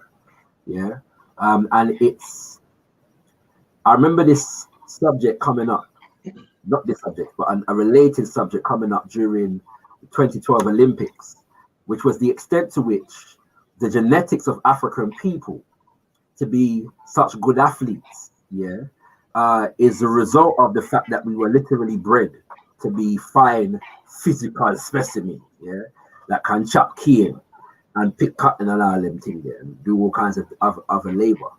And whilst that might be an interesting topic, I remember saying at the time, well, how come there's no conversation about the extent to which Africans, as much as we can run fast and jump and all them things there, were also geniuses, who invented hundreds of things coming out of that process. It's a very interesting point, but less explored, right? So that is a good point. And yes, Blacks in Science by Robert Ivan Van Serton is a good place to start where that is concerned. There's another publication by Blacks in BIS Publications. They have a number of books that relate to Blacks in Science. Right? BIS Publications, Google that. They're UK based as well, so you can check them out. All right. The second point is, while the narrative is designed to justify and explain the idea or give the narrative that the benefits were one way, just white to black, that is true. It don't end there. So the narrative is designed to legitimize the current political economic reality. It's designed to legitimize the supremacy of Western Europe, particularly in the form of Britain and America and France and all of them, yeah, as the axis of human development. Yes, it's not just designed to say, well, the enslaved Africans got the benefits from the white enslavers 150, 200, 300 years ago. It's designed to say that the Enlightenment, the American Constitution, Britain's unwritten constitution, democracy as defined by Western Europe, capitalism as defined by Western Europe, are the only systems that are viable for human development, because the enslaved Africans benefited from those systems developed by these nations and their institutions. That is the actual political game at play here. And finally, the enslavement period, excuse me. Finally, the enslavement period is not characterized by an absence of competition and the development of corporations and private property. Africans were considered to be private property, and Europeans were competing for the ownership of resource. Excuse me, please. Excuse me. Thank you very much. Yeah. So the idea that no, because you're responding to me, so I'm not finished though. Excuse me. Thank you very much. The idea that the enslavement period is characterized by a lack of competition and property rights and so on. No, there were property rights. Relative to the North. Excuse me. The theft of an enslaved African from one enslaver in relation to another was a crime. Yes. White people could be punished for. Yeah. The possession of Africans, was a matter of characterizing the wealth of white people. And white people, white nations, white institutions, white corporations competed and even went to war, in order to assume supremacy and dominate in the ownership of the assets of the African body. Okay, so we're not talking about the issue here is not a lack of competition, and private property rights. No, them did well have private property rights and competition amongst themselves. Okay, you strong manning for on purpose. Sorry, Africans were dehumanized. The South compared to the North was feudal. Excuse me. Thank you very much.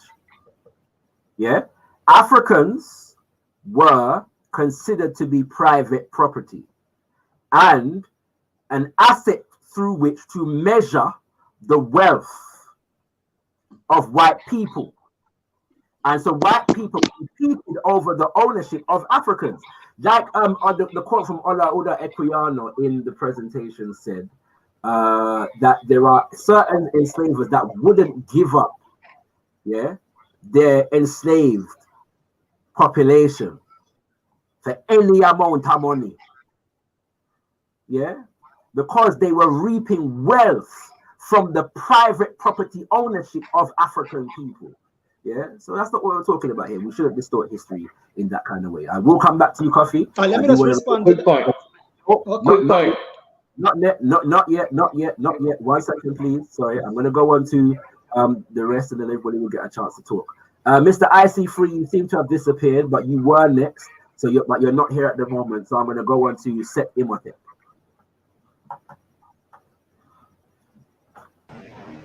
Peace and black power to everybody under the sound of my voice.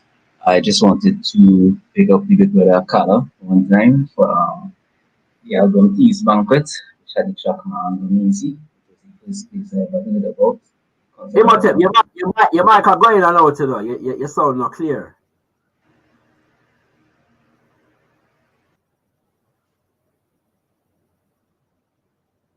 Now we can't hear you at all. Go. You're going under the bridge. Imhotep, you there?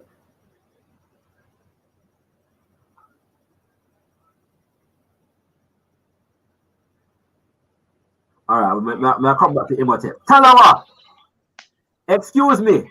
Real quick, can I be heard? Yeah, you can be. What up?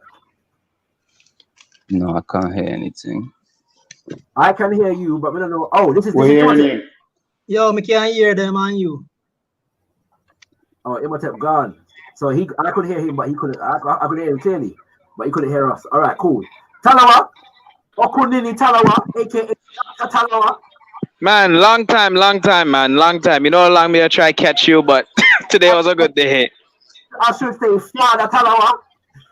Oh man, but I just wanted to be quick. I think I wanted to know, I guess for you on the panel, doesn't this narrative remind you of how people in Jamaica and probably other parts of the Caribbean and the continent say that colonization was better than independence? And I've seen this in this type of discourse in Nigeria as well, because I think the root of it that we really have to deal with is this notion of progress and development. Like why we say we have to we send our kids go white people school because them get better education. But the key is who's the context of the information you're given. But what I want to say more directly to this situation with the skills and who benefits, whatever. And I think this ties into science. I was listening to Mambo Mazama, my teacher. She was talking about, Pan-Africanism, ideological vagueness on a platform, I think Mobali Mikasi in French, for those who can listen French. I don't know if you caught that or not, but one of the... No, actually, I caught 5 minutes of it the last time. Okay, I did watch the whole thing. Because my French is in and out sometimes, so it's kind of like that. If you watch it now, you can get the subtitles in English, I'm just practicing. So I'm just practicing. That's just me. I'm extra like that. But one of the things that came up, and I think it relates to the science, the technology, and the skills question all at once, and the cultural issue. The host did ask her, not in a hostile way, but just to ask her, what about getting more scientists, more engineers, and practical things? And what I like about her response to the question, and I think sometimes we miss this part, and I think this gets the essence of what Mama Marimba Ani talk about and others. She said, what we have to realize, what Mama Mazama said, I'm paraphrasing her, is how much they've colonized our imagination. Woo! We have to address that part, because when we think about science and technology, we think about Wakanda, right? Where you take European stuff and put dashiki print on it, right? And I think that sometimes that's missing. And I think this is where you get into Mama Marimba Ani's critique about scientism and all them something there. And also when it comes to technology and warfare, anybody knows, even if you watch sports, you watch football or soccer, whoever, I know it depends, or even basketball, even American football, it's not always about talent. It's about morale, chemistry, cohesion. Wait, he was going to say something. No, go on. No, because look at the Maroon Wars, right? And then beat out the British. The British had better, technically, technology. Like, I'm not making an anti-technology comment, but what I'm trying to say is we have to really, what do we mean when we're talking about these things? I think the context is important, because a lot of the time we're talking about technology, we say things like dance and music are whatless. Right. If you get where I'm going. So I think that progress narrative is something we have to take seriously, and how much of our imagination they colonize. And that's all I want to say, that part. Good point. First of all, it don't depend, when I deal with ShakaRa, football, I'm joking. You know what I'm saying? UK exceptionalism argument, this. But what's it called? Your argument is so beautiful, there's a message from Mama Marimba Ani where she's speaking alongside Nana Amos Wilson, and she makes the argument that we should redefine technology, and I'm forgetting her exact words, I've written it down somewhere, but the technology as the development of tools to advance African sovereignty or something like that, or something around this, you know what I'm saying, in our own interest, right? It's an entirely important point.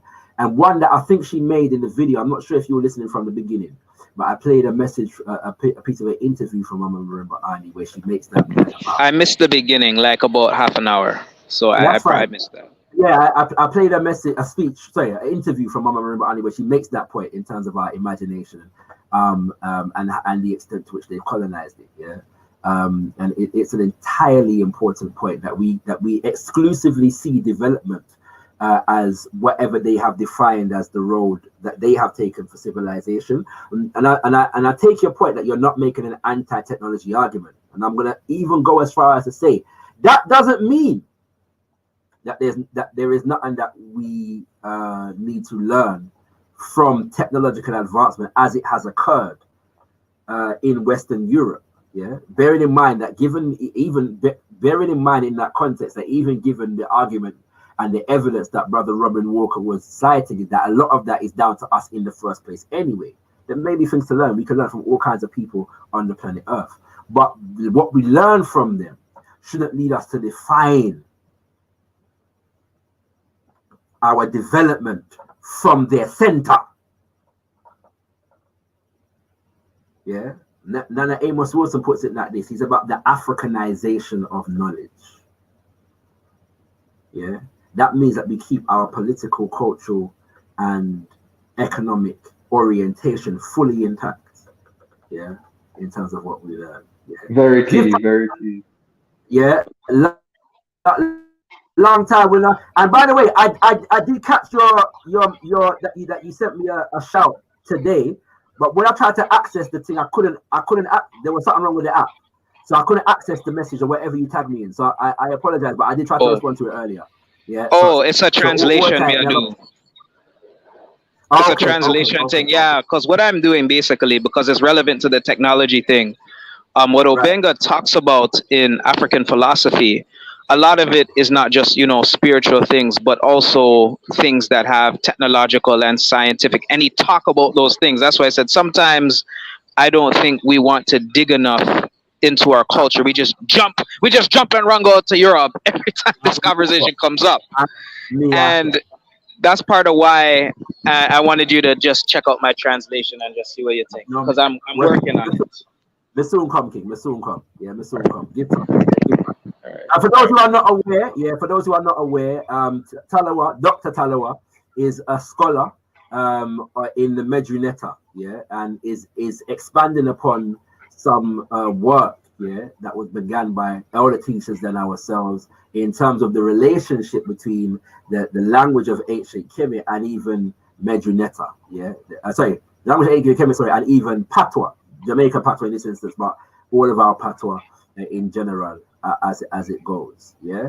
All right. Like I said, a couple of people that were here seem to have dropped off, so feel free to come back. But I believe African Technology wanted to make a point. Then I'm going to go back to coffee and open house. Yeah, open house. We can respond to each other as and when we see fit. Go ahead. Great discussion. So. Again, we've gone back to this thing where, sorry, African Technology. Sorry. Imhotep, are you with us? I mean, we forget about Imhotep. Sorry, you don't get for talking. You're unmuted, but we can't hear you. Your Melaman won't complain. Give Yellow Man a chance to complain. He can complain after Imhotep. Hello. Yes, Imhotep, got through. Hell is indeed low, my brother. Finally, peace, and Black African power to everybody under the sound of my voice. I really just wanted to big up the big brother Akala for his album Thieves Banquet. He has a song called Maangamizi in it, which is the first place I heard about the concept of the African Holocaust. Yes, so big up him for that. As well as we were just speaking about, I mean, obviously I'm no expert on it, but like the idea of our imagination having been colonized, right? We have so concepts of architecture, concepts of clothing. I live in Trinidad and Tobago right now. The formal wear in Trinidad and Tobago is a 3-piece suit, right? When you're going to work, you're supposed to be in a long sleeve shirt and a tie with a belt and a long pants. You understand? And I've never understood those kind of concepts living in a country which is quite as hot and as humid as I live in. As well as the architecture. We have people often deride things like mud houses and cow dung architecture, but they seem to they seem not to be aware of the benefits of building with mud in that it keeps the place cool during the day and warm during the night. It can reflect what they call it, mosquitoes and that kind of thing naturally, and that the cow dung, when we think of cow dung, we think, oh, you'd be building in feces, but cow dung generally has no smell, especially if you have once it's dried and that kind of thing, especially once you have healthy cows and that sort of thing. So it's just like our investment in the European line of thinking of the development of technology, I think really is I'm glad that that Dr. Talawa brought it up. The cultural indoctrination that we're privy to. But I'll step back for now. Yeah, you make a couple interesting points here. I'm forgetting the name in relation to your first point. The name of the sister. There's a particular style of dress. Yeah, when you see pictures of Maurice Bishop. Yeah. Let me bring it up because I forget where the thing name. But it was created by a seamstress from Jamaica, whose name I'm forgetting, but she is the aunt, I believe, of the actress Cheryl Lee Ralph. Yeah, if somebody can find that for me, all right. The name of the sister who is the aunt of Cheryl Lee Ralph, who created a particular type of fashion. Yeah. Now, this what I'm about to show you is very common, or became very common among some politicians. Yeah. In the Caribbean. Hold on there. And she created it because of the fact that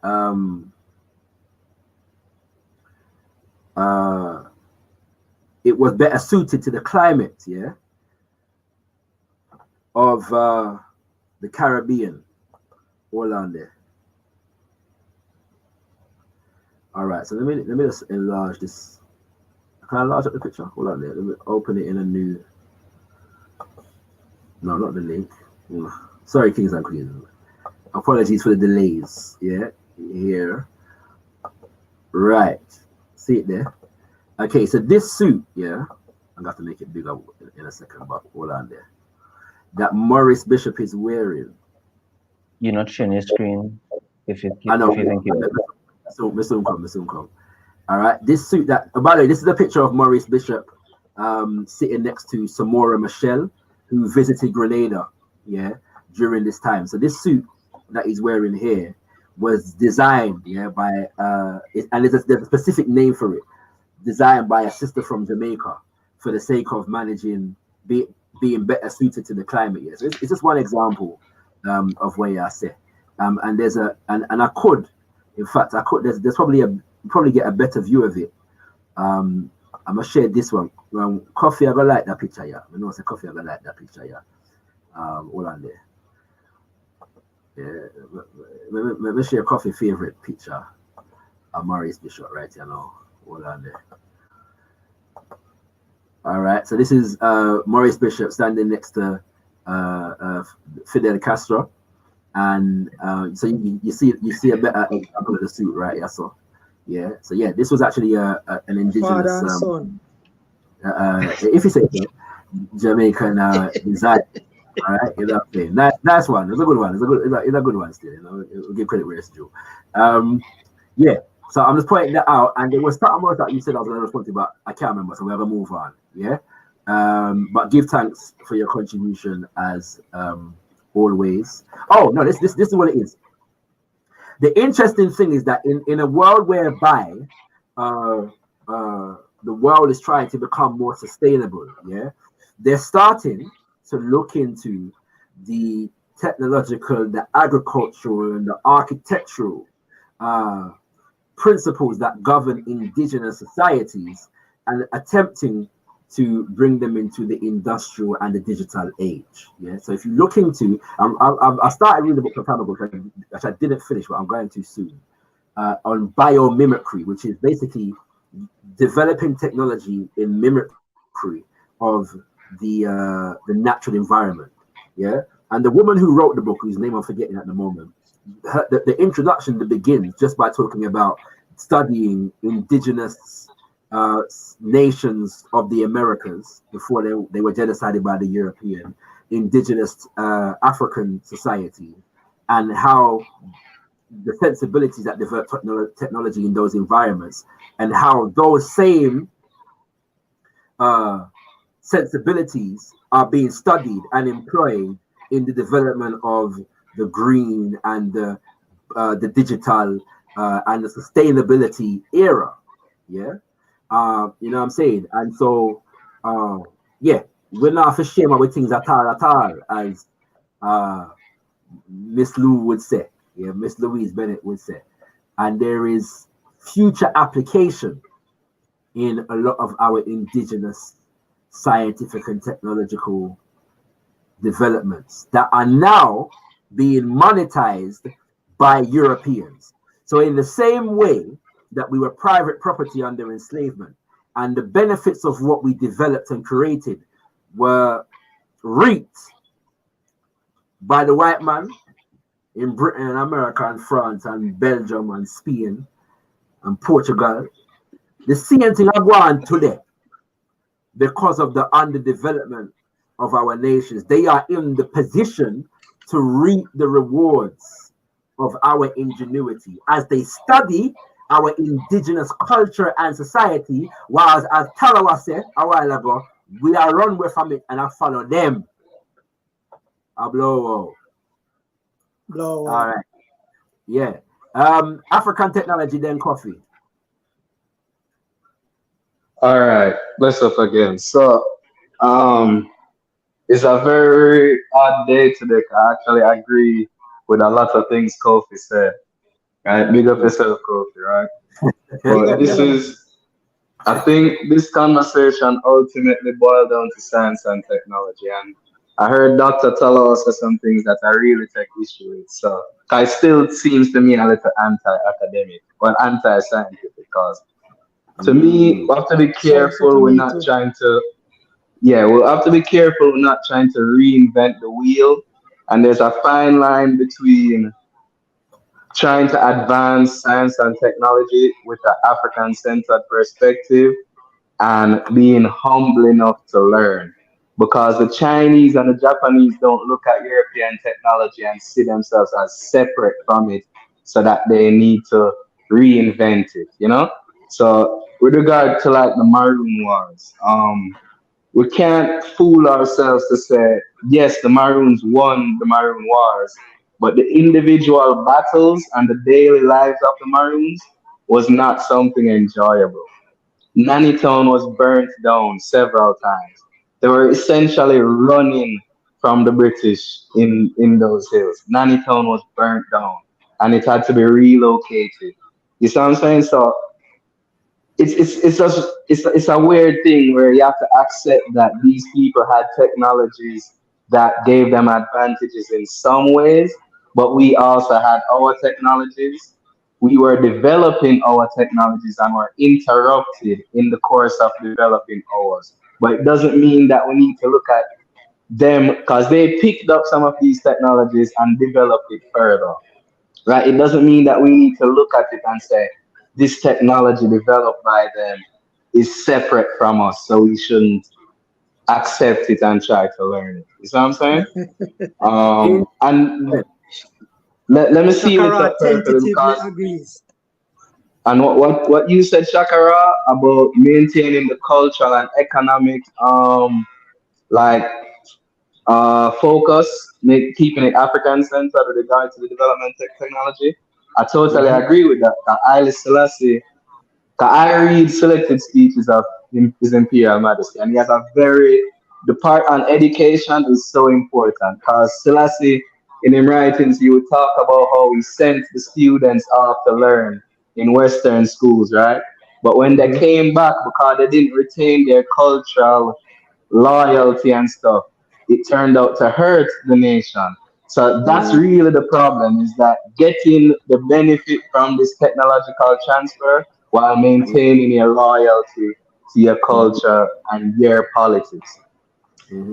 Going further, for instance, with what Seth Imhotep was referring to, with the mud buildings and the style of clothing that we wear, accurate again.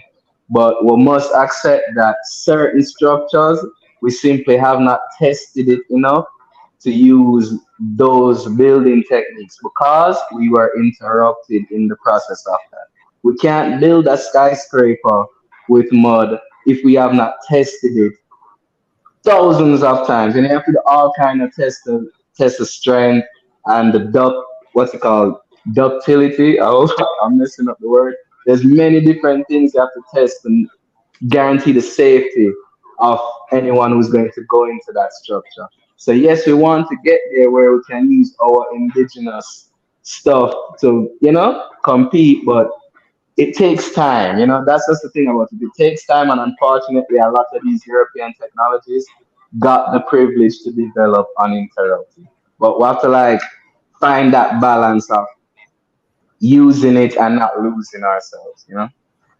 Give thanks, King. You've made some interesting points, and there's plenty more.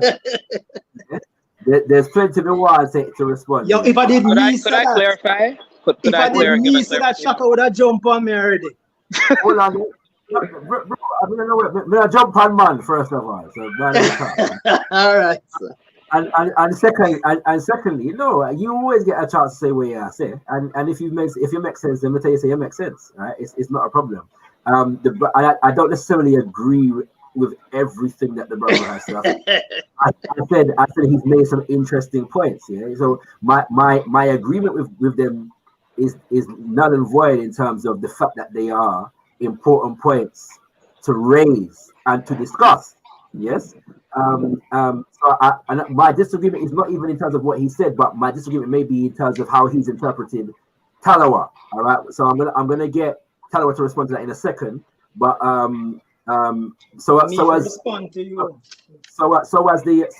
to maintain the flow of the conversation, I'm not going to respond to African technology right this minute now, and let Coffee go through. Yeah, it's a good day today, because I agree with Yellow Man enough today. Yeah, because King Selassie. It's a comrade Mellow Man. We are the comrade Yellow Man, yeah. Mellow Man. Because it's true, King Selassie did recognize the value of science and technology, and him send the students to Europe to study. But the man them come back as communists and overthrow him. So that's how it goes still.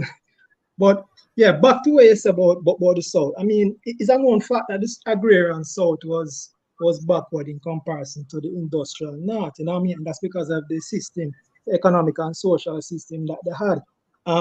The South wasn't completely feudal, and the North wasn't completely capitalist, but the North was more capitalist than the South. The South had less innovations. I don't cut you. I'm not cutting you. Just in your explanation, please explain to us what you're referring to as the feudalism of the South.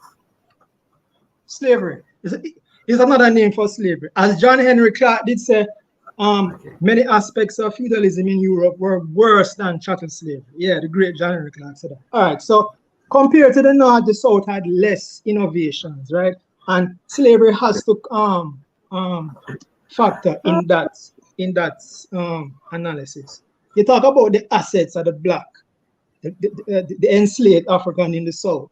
Yeah, he was an asset, but to who? Certainly not Southern society, but to the enslaver. You understand? So slavery benefit the enslavers, it benefit the traders, but it don't benefit society. And that's why liberalism, which led to capitalism, which led to the superabundance, which led to the wealth, the explosion in wealth and technology, negated slavery and feudalism, right? That's why in America, the 19 or the 13 colonies did abolish slavery after independence. And even Thomas Jefferson, who did own slaves, did have to admit that liberalism and slavery is incompatible. You understand? So again, if you're going to look at the North and the South and Black people, innovations in the South and the suppression of Black freedom in the South, you have to tie that suppression to the relative freedom of the North and the capitalist and relatively capitalistic economy of the North. You can't divorce the two. All right, I mean, I'm gonna do the same thing right now in the sense of that's an interesting statement, particularly the way that you're trying to separate the economies of North and South as something distinct, as things that are distinct from each other. Is the first you ever hear that? No, it's not. No, not at all. It's a very popular an American exceptionalist and I dare say. But is it true? Is it factually true? It's fundamentally false. But again, the South was richer than the North? No. That's not what I'm saying. Is fundamentally false. What you saying? But it's not another that I'm going to respond to right now. Like I said, for the sake of the flow of the conversation, let me move on and allow Talawa to come back in. He might just to give him right of response to Meloman if he so wishes. Dr. Talawa, Okundi Talawa. You can talk now. Yes, I got you. All right. So just to clarify, my point about the Maroon War, it's not that, there weren't limitations, because obviously we wouldn't be sitting here having this kind of conversation. We would have a Krabanti-based nation, not a common thief system, right? I caught that discussion you had. I finally got around to it, by the way. But what I was saying is that the successes are tactical issues that are tied to organization and cohesion, because I think one of the things that the British were good at that the French were not in Haiti was keeping the division between independent African communities, the so-called Maroons, from the enslaved people. So you have like the black shot who come hunt down Maroons, because I think that's a very missing part when we discuss Maroons as sellouts and stuff, but we don't talk about the black shot regiments, and there were sellouts on the plantation. I think that's important, and getting into Maroon politics. So I don't think we should confuse organizational issues and cohesion issues with issues of technology, because I think that's a very lazy way to explain European victories, situational victories over African people in certain situations, because the British wouldn't be eager to sign no treaty with people if they had superior technology and that was it. They wouldn't be willing to sign no 212 treaty. So I think that part is important, because when it comes down to war, it's more mental than it is physical. That's why I bring up the comparison with sports, because we see it in sports all the time. It's a metaphor. But the treaty gave them the upper hand, so they always had the upper hand. Because of their technological superiority. I'm a veggie back on that, and suggest that it is. I suggest to you, Meloman, that the fact that the Maroons, so-called, were able to maintain a war for the length of time that war was maintained in Jamaica specifically, is a testament to a level of, as Talawa says, social organization and technological reproduction among the Maroon communities. I agree with you, that in terms of your assessment that we shouldn't pretty up the thing and overly, for want of a better terminology, romanticize, But I think that the point that Talawa was making is that within the context here, that our successes, there are lessons in our successes in terms of what we achieved, even under those circumstances. Not that the circumstances were ideal, but in spite of the lack of ideality within the circumstance, we did go on with some things. Well, if you know, so we did go on with. If that makes sense. I hope that makes sense. Agreed, fully agreed. You know what I'm saying? So I think that's an important fact, especially because one of the things that comes into military warfare, even post even in the 20th century, I will know say, in terms of how the Xtra war go, the first mass European war, yeah, the tribal war, the first mass European tribal. That's into the first European mass war, but the first mass European tribal war in 1912 to 1919, them say, yeah, changed the nature of warfare in the world, as them say. Them say it's the first total war, yeah. But even up until the 1960s, the Western world was not known for being good at guerrilla warfare. Yeah, That's true.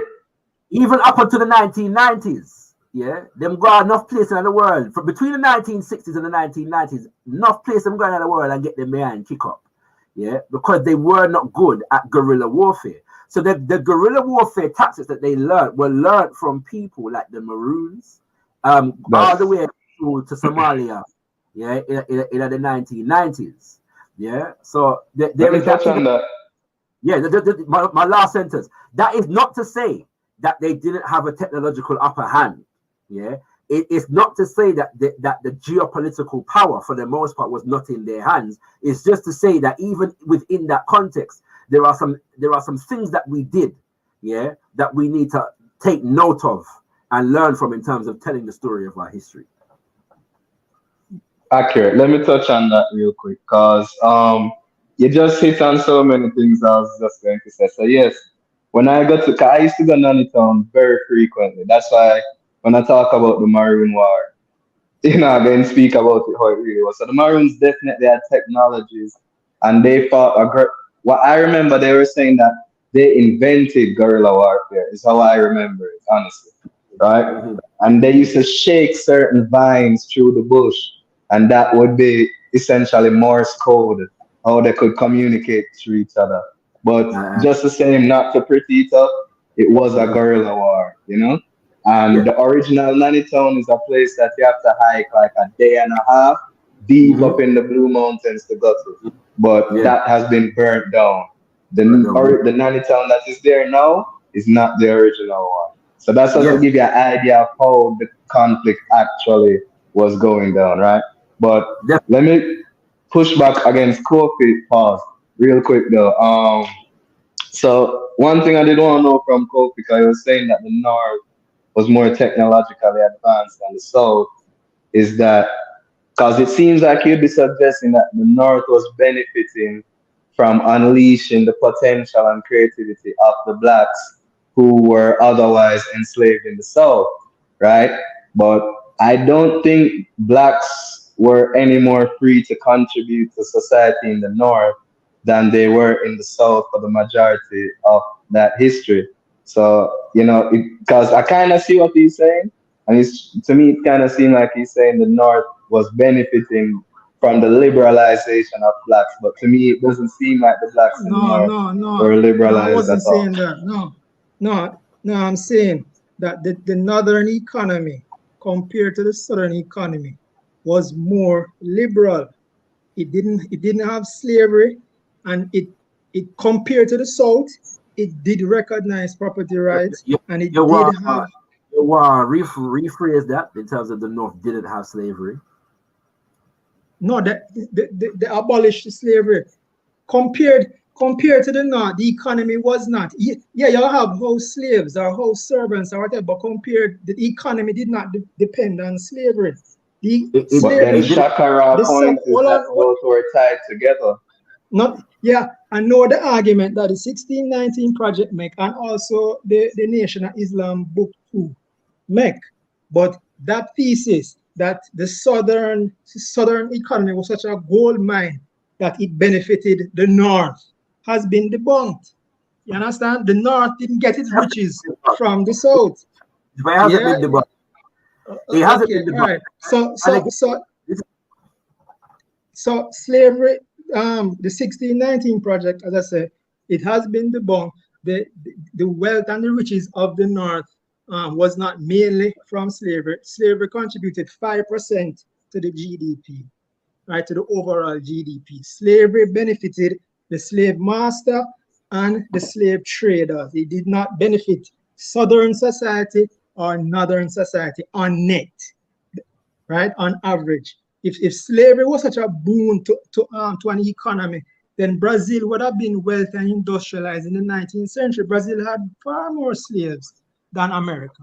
You understand? And Brazil was Brazil still. Sorry. I said that's an immature argument even for you to make. If things were that simple, there's a lot of history that would go on differently. But the reality is this. Yeah. Hold on. Before you go, I'm saying if things were that simple as slavery produces wealth that produce all the super abundance that we have today, then where's the argument being made? Where is that simplistic argument? The argument in the 1619 project and book 2 of the Nation of Islam, Secret Relationship Between Blacks and Jews, is that the Southern economy was a gold mine. It was the engine of progress, of capital accumulation, of wealth, and this wealth filtered up to the north, and that is and that is what explains the northern wealth. That has been debunked. It's not true. What about the cotton then, though? So what about the cotton? That's one element, and I will say again. 5% of the GDP. And again, like GDP is okay. So how would you because the 1619 project mentions GDP. We're not going to center as much as we would like to, because it's one of those talking points at the moment of the neoconservative. Center the conversation around the 1619 project. Yeah, we're not going to do that. The Nation of Islam book, since you know one center that. At the same time, the argument that was being challenged was an argument around the absence of property rights, and competition within the society, Now, there is a connection between the northern states and the southern states. This idea that there's some fundamentally distinct. It was some fundamentally distinct economies is false. And it's proven to be false by the fact that, by 2 indicators of history. First and foremost, the cessation of the South is the reason for which the war was fought. The South itself considered the enslavement of African people to be enough of an economic benefit for them that they were willing to go to war to sustain it and maintain it. It is not that there was not slavery in the North. It is that plantations existed in the South, and therefore plantation slavery dominated in the North. Technology had developed to a point where, in the South, in the South, I misspoke. In the South, right? Okay. Technology had developed to a point whereby industrialization was becoming more and more of a factor, and that was concentrated in the North. The South seceding would have taken a significant wealth generating we know the argument. 1 second. Asset, let's say, from the North. So Abraham Lincoln's express priority was to preserve the Union. And he said in so many words, his thing is not to abolish slavery. The Union and slavery. Okay. 1 second. Sorry. He said in so many words, if he could preserve the Union without abolishing slavery, he would do it. All right.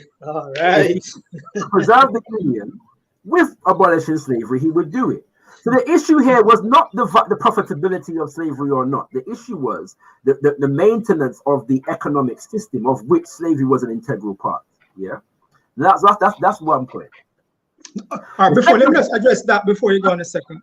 1 second. The second point that is very important here is the indicators that are being used to judge this 5% and all these things. And Coffee is correct. There's a lot of research that has been done in order to negate this, because again, as I said, the purpose of this is to legitimize the current geopolitical system. Okay. All right. Let's make the point. Current geopolitical system ties itself to this period of time, the development of capitalism, specifically in the 1800s, the Enlightenment period, and so on and so forth. And so its moral authority is predicated on this geopolitical system establishing itself at that time, which is again a literature designed to establish the right of the white man and his sovereignty to the disadvantage of the rest of the human race. So what am I saying here?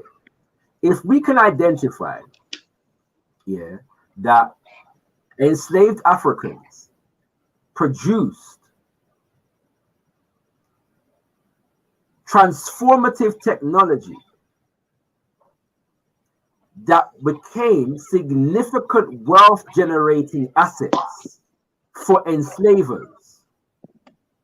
Yes? So we're now just talk about the cane where I chop. We're not talking about just the cotton where I pick.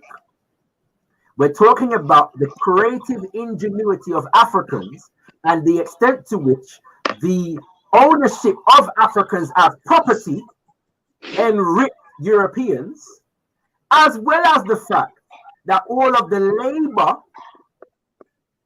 of the Africans, the European did not have to pay for. Yes? I guarantee, and when it comes to these arguments that have been significantly developed by the Heritage Foundation, among others. Well, let me just respond now. Nobody go off in that, please. I promise you, just let me finish. Yeah. The indicators do not factor in things such as what Robin Walker was talking about in his presentation. Yeah. It's simply designed to establish and maintain the moral authority and thereby geopolitical supremacy of America in general and America in particular and Western Europe in general. We're done. All right, so the last one first. It's a industrial revolution and innovation, right? So the technologies that went into the first industrial revolution, it wasn't the first industrial revolution didn't need all that much capital to invest in the technologies, right? Because the technologies or the knowledge was there. It existed in Africa and it existed in Europe. You understand? So that's one. Number two. Sorry, but let me ask you this then. Why?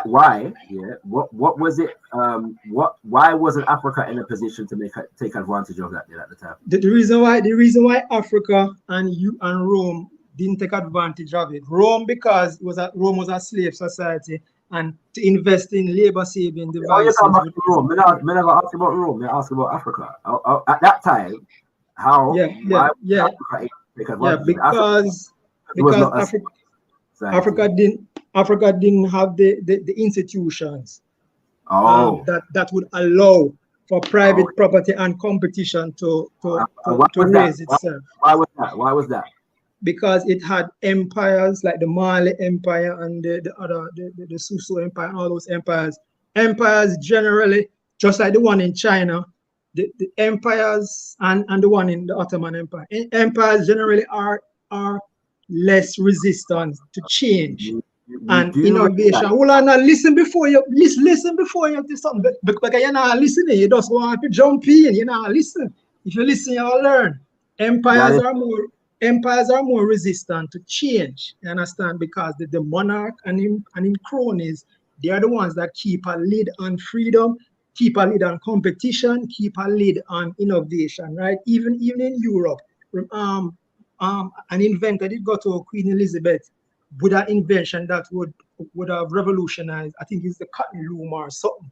And she said no, because that invention would have threatened her and her cronies. You understand? So as I said before, empires are resistant to change and innovation. And once liberalism as a philosophy began to take hold, that's when the change started to take place. And America was a new frontier, and therefore it didn't have the same kind of pressures as in Europe and Africa and in Asia. Right? Quick question. What was this? Where did Industrial Revolution first flourish? All right. Since you didn't insist on going through your points, let me just go through the 3 points. That was 3. Two, you mentioned the indices and and how them problematic, but you never give me an alternative. How would you measure development? How would you measure economic growth? How would you even measure contributions to economic growth? And the first one, last one. You mentioned the Civil War, yeah? The war was not fought over slavery, it was fought over tariffs. Abraham Lincoln and the Republicans did say that they would have been very okay with slavery, but they're not negotiating on tariffs. If you read Hubert Harrison, When Africa Awakes, you know that book, Shaka? Shaka, do you know that book? Yeah, I know the book. Yeah, go ahead. Okay, good. Even Hubert Harrison shows Republicans and Lincoln never business with slavery. They were going to make slavery permanent, but they would not negotiate over the tariffs. So it wasn't slavery them they got to war over, it's the tariffs them they got to war over. I literally just said that a minute ago in relation to Lincoln. No, you said slavery. No. I said that Lincoln said if he could preserve the Union without ending slavery, he would do it. His principal occupation was the preservation of the Union, and the enslaved Africans who were liberated emancipated, quote unquote, by the Emancipation Proclamation, were only emancipated in those states that were rebelling against the Union. Yeah. The issue, so what was the point you're making with that? I don't. Yes. The second point there is that when you read the Constitution of the Confederacy, the word slavery is replete throughout the document. Yeah. So they wanted slavery. Yeah. So what concerned with it is joke business. At the same time, so what? Sorry, answer the question, please. The question that I asked you was, what was the original center of the Industrial Revolution? In England or Britain? Britain, the United Kingdom of Great Britain, which was at the time what? United Kingdom. If what is that? Which was at the time what? An empire. The largest empire in the known world, in history. Yes, right. They were the flourishing point of being the largest empire, dominating, some say, to the tune of 1/3 of the planet Earth. All right, so what you're mixing up is correlation and causation. You see in that Britain had an empire. Well, you see that Britain had an empire and Ottoman had an empire, so therefore there are two empires. No. By the time of the Industrial Revolution, there were other changes going on within that empire. Changes in terms of philosophical changes, in terms of material changes, in terms of ideas about trade and what institutions work better for individual freedom and liberty versus institutions that traditionally hold people back. Those were the kind of those were the kind of quarrels. Those were the kind of quarrels that happened in the British Empire that did not happen in the Mali Empire, did not happen in Ottoman Empire, did not happen in the Chinese Empire. The Chinese locked themselves after they were after they were advanced. The Chinese followed philosophies like you and decided to cut themselves off the rest of the world and say, yo, we're not going to trade with the rest of the world. They were colonized. Yellow man.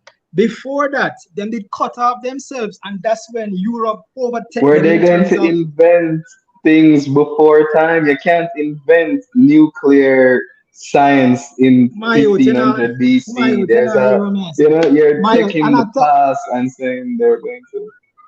Let me you not understand what I'm saying. You not understand what I'm saying. I'm saying that the Chinese Empire before. All right, go on. First and foremost, China and India were centers of trade, technological advancement, and so on and so forth for centuries. Yeah. They had no shortage, right? And what sent them back was colonization, quite literally. Yeah, like exactly. China, before China was colonized, one second. In fact, the British Empire benefited significantly from the destruction of Chinese and Indian trade, and also the appropriation of Chinese and Indian technology and exactly. However, the issue is not with my interpretation. The British Empire, Jamaica did benefit from that. Jamaica was a part of the British Empire. Excuse me, thank you. The problem here is not with my analysis of your statement, it's the fact that your statement was flawed. You made a blanket statement that about the reason why Africa didn't advance is because they had empires. Yeah, the enslavement process, which is when Africa began to really regress, all right, was at the decline, yeah, of many of those large superstructures. Not to say that they were infallible, but when there was a Mali and a Mona Matapa and a Ouagadougou and so on and so on and so on, yeah, those are periods of significant development in many different fields, yeah, in African civilizations. Okay, the onset of enslavement and not all of these issues were external, brought from externally. Some of them were internal. Okay. It broke up a lot of the nations. Yeah, a lot of them.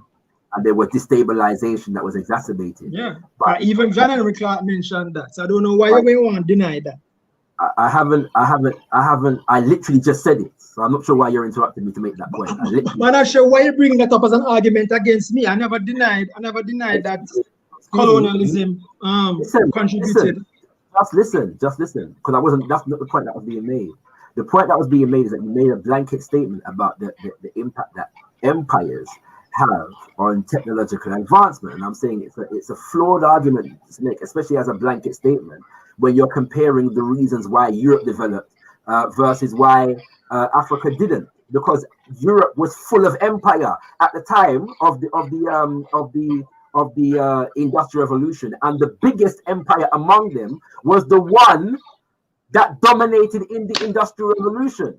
Okay, so why, if empire the restoration of America's relationship with the United Kingdom of Great Britain, yes, following the so-called Revolutionary War in 1776 was a significant factor in America being able to import the benefits of that American Revolution, as well as the fact that they had a mass labor force that they were exploiting well up until 1866. Right? Labor was being exploited for millennia. If the exploitation of labor led to the great enrichment, to the explosion in wealth, quick point. It would have been done before. Hold on there. All right, so you keep confusing causation and what? Are you saying that the free labor that Britain and America, well, let's use America as an example right about now. Are you seriously making the argument that the free labor of Africans provided by African people in the Americas, and not just African people in the Americas, but also prior to that, and in some instances contemporaneously of indigenous peoples of America, generated no wealth for the enslavers? Okay, so let me just repeat myself, because you guys are the king of straw. Never said free labor created no wealth, especially for the enslavers, right? I mentioned the GDP and the 5%, right? The point is that to explain the great enrichment, to explain that uptick in wealth, again, Google the hottest charts. Yeah. Quick point on that. To explain, hold on. To explain that, you can explain that with exploitation of free labor. Exploitation of free labor was going on for centuries, millennia. If exploitation of free labor would have led to the Great Divergence, right? The Ottoman Empire, the East Indies would have been richer, and the Industrial Revolution would have been before that. If capital accumulation, don't save it, write it down.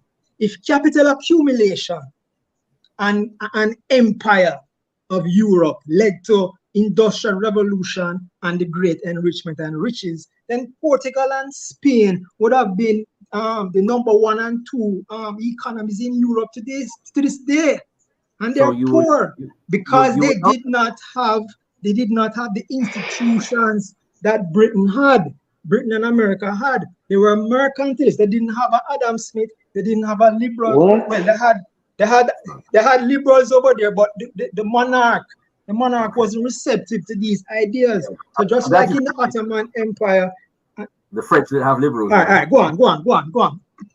Let me jump in, Shaka, please. Yeah, man, jump in. I'm gonna let you jump in 2 seconds. Just except to say, you will notice that when I talk about free labor, I began the sentence with as well as. Yeah. So as well as suggests that there was something before the statement that what comes after that statement was relating to. So to respond to me by just speaking about the after the as well as is to negate the context of the statement. I never said free labor gave no benefit to enslavers. I never said that.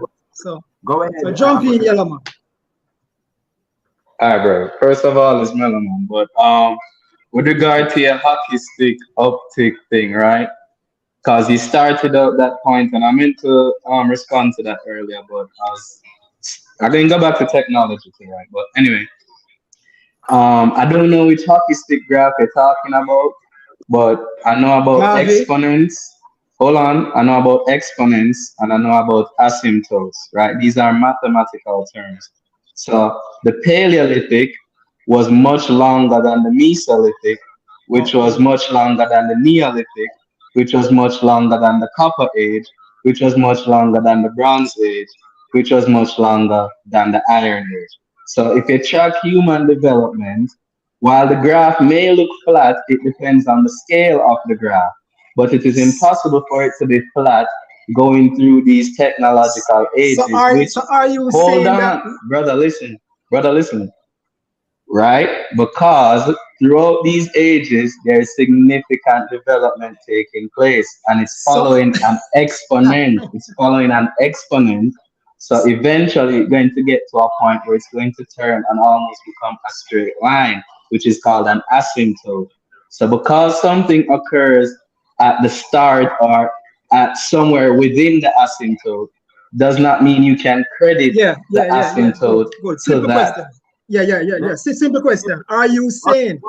Hold on, let me ask one question. 1 second. Are you finished, Melaman? Yeah, you can ask him question. Yeah, man, we get the point. All I want to know is that are you saying that the standard of living that we enjoy now for the last 100, 200 years, call it 150 years, are you saying that the standard of living now was less than or lower than the standard of living in all them eras that you just outlined? That's all. Obviously, you didn't understand. That question showed that you didn't even understand what I said. Because yes you know what an asymptote is? Yes or no? That's a ridiculous question. Obviously, it's no. You know what an asymptote is? That's all I want to know. So why you bring up Paleolithic and Neolithic era? Do you know what an asymptote is? Because you don't know what it means. Do you know what an asymptote is? What's the point, Ahmed? What's the point, Ahmed? Yeah. No, answer my question. Do you know what an asymptote is? Google it, my brother. Google it. Okay, good. So what's the point you're making? Help him out. The point is you need to Google it. What's the point you're making? Hold on there, Melaman. Help him out and type it in the chat so him can. Yeah, man, help me out. Yeah, man, what's the point you're making? All right, an asymptote. Brother, an asymptote. Hey, Melaman, hold on there. We've been on for 2 hours and 40 minutes at this point, yeah? We have to wrap up the thing right here, no? All right. So we're gonna have another 5 minutes of conversation, and then we're gonna close. Okay, I need to wrap up at some point. All right. So there's the thing there. Okay. Yeah. So finish making your point, Melaman, and then we'll continue for another 5 minutes. All right, guys, and for the audience, an asymptote is a mathematical term. It's when a number is approaching a number, but it basically gets to it at infinity.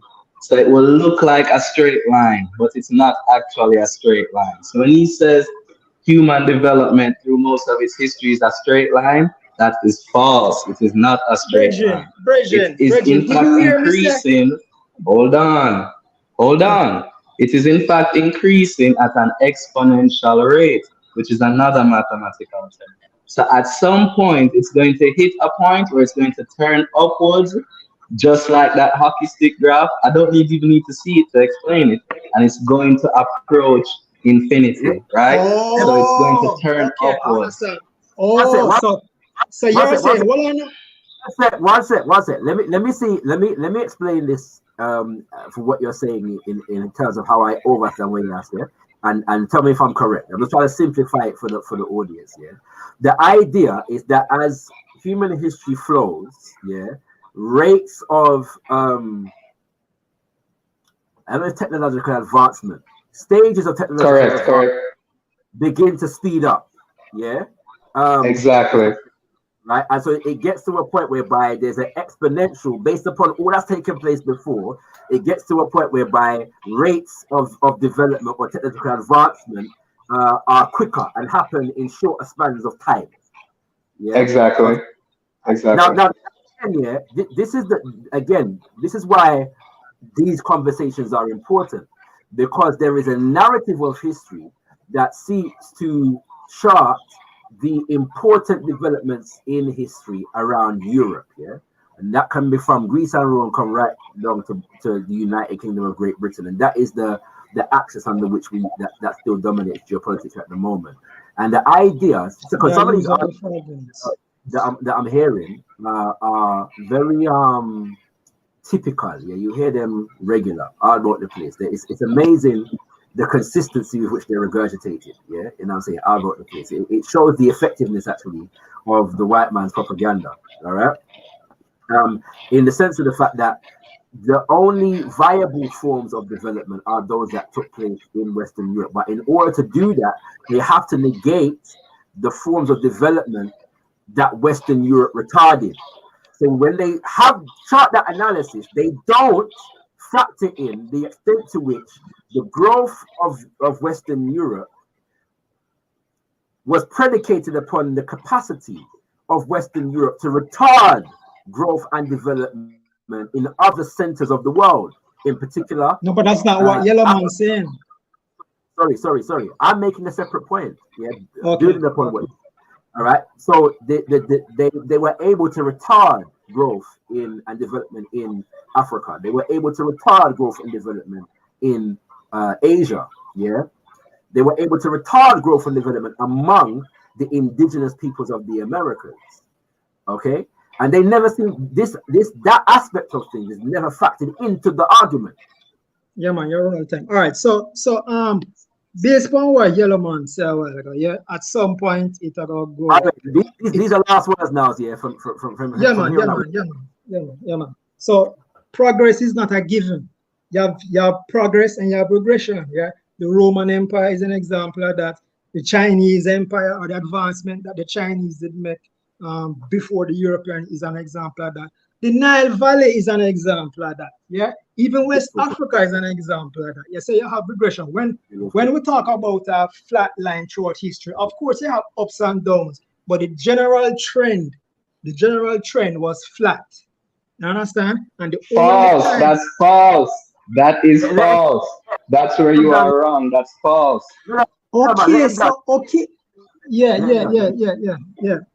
So if you're going to say that's false, then show me a time when the standard of living back then was higher than it is today. What I get, what I get Yellowman say is that him say at some point it was going to shoot up. You understand? So what I said there is that it's not certain ideas, certain change in ideas, certain change in institutions, certain change in attitudes that explain that shoot up. In saying is that basically I'm saying progress is a given, and at some point that's going to shoot up no matter what institutions we have, no matter what ideas of development we have.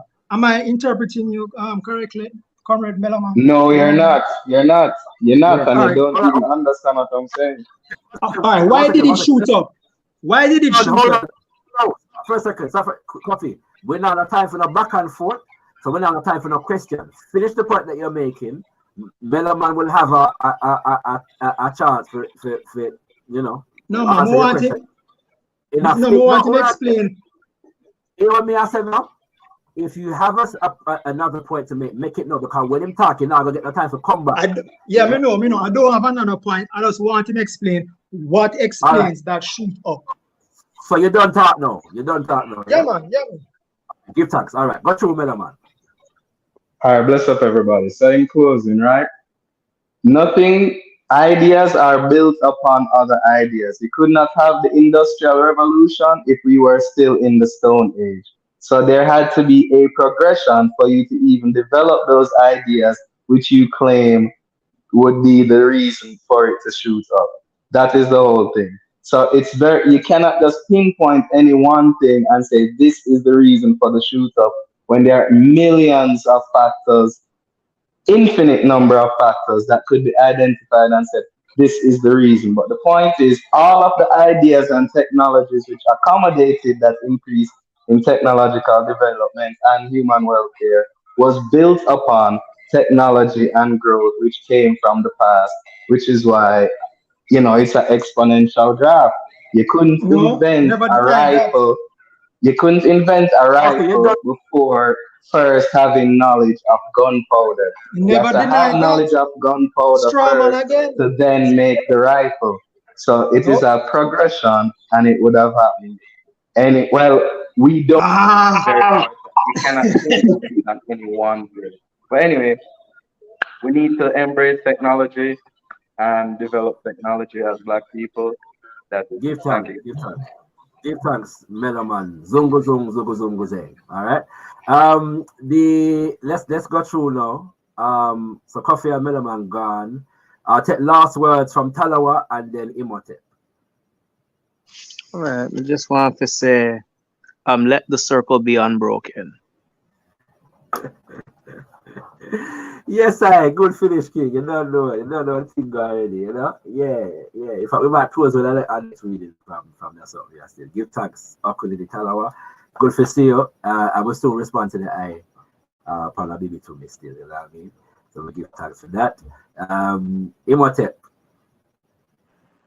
Yeah, peace, brother. I guess I just want to say, for the most part, thank you to Pue from me and all my unborn children and all my friends and things for bringing this platform out and for sharing the information that you've gained throughout your life.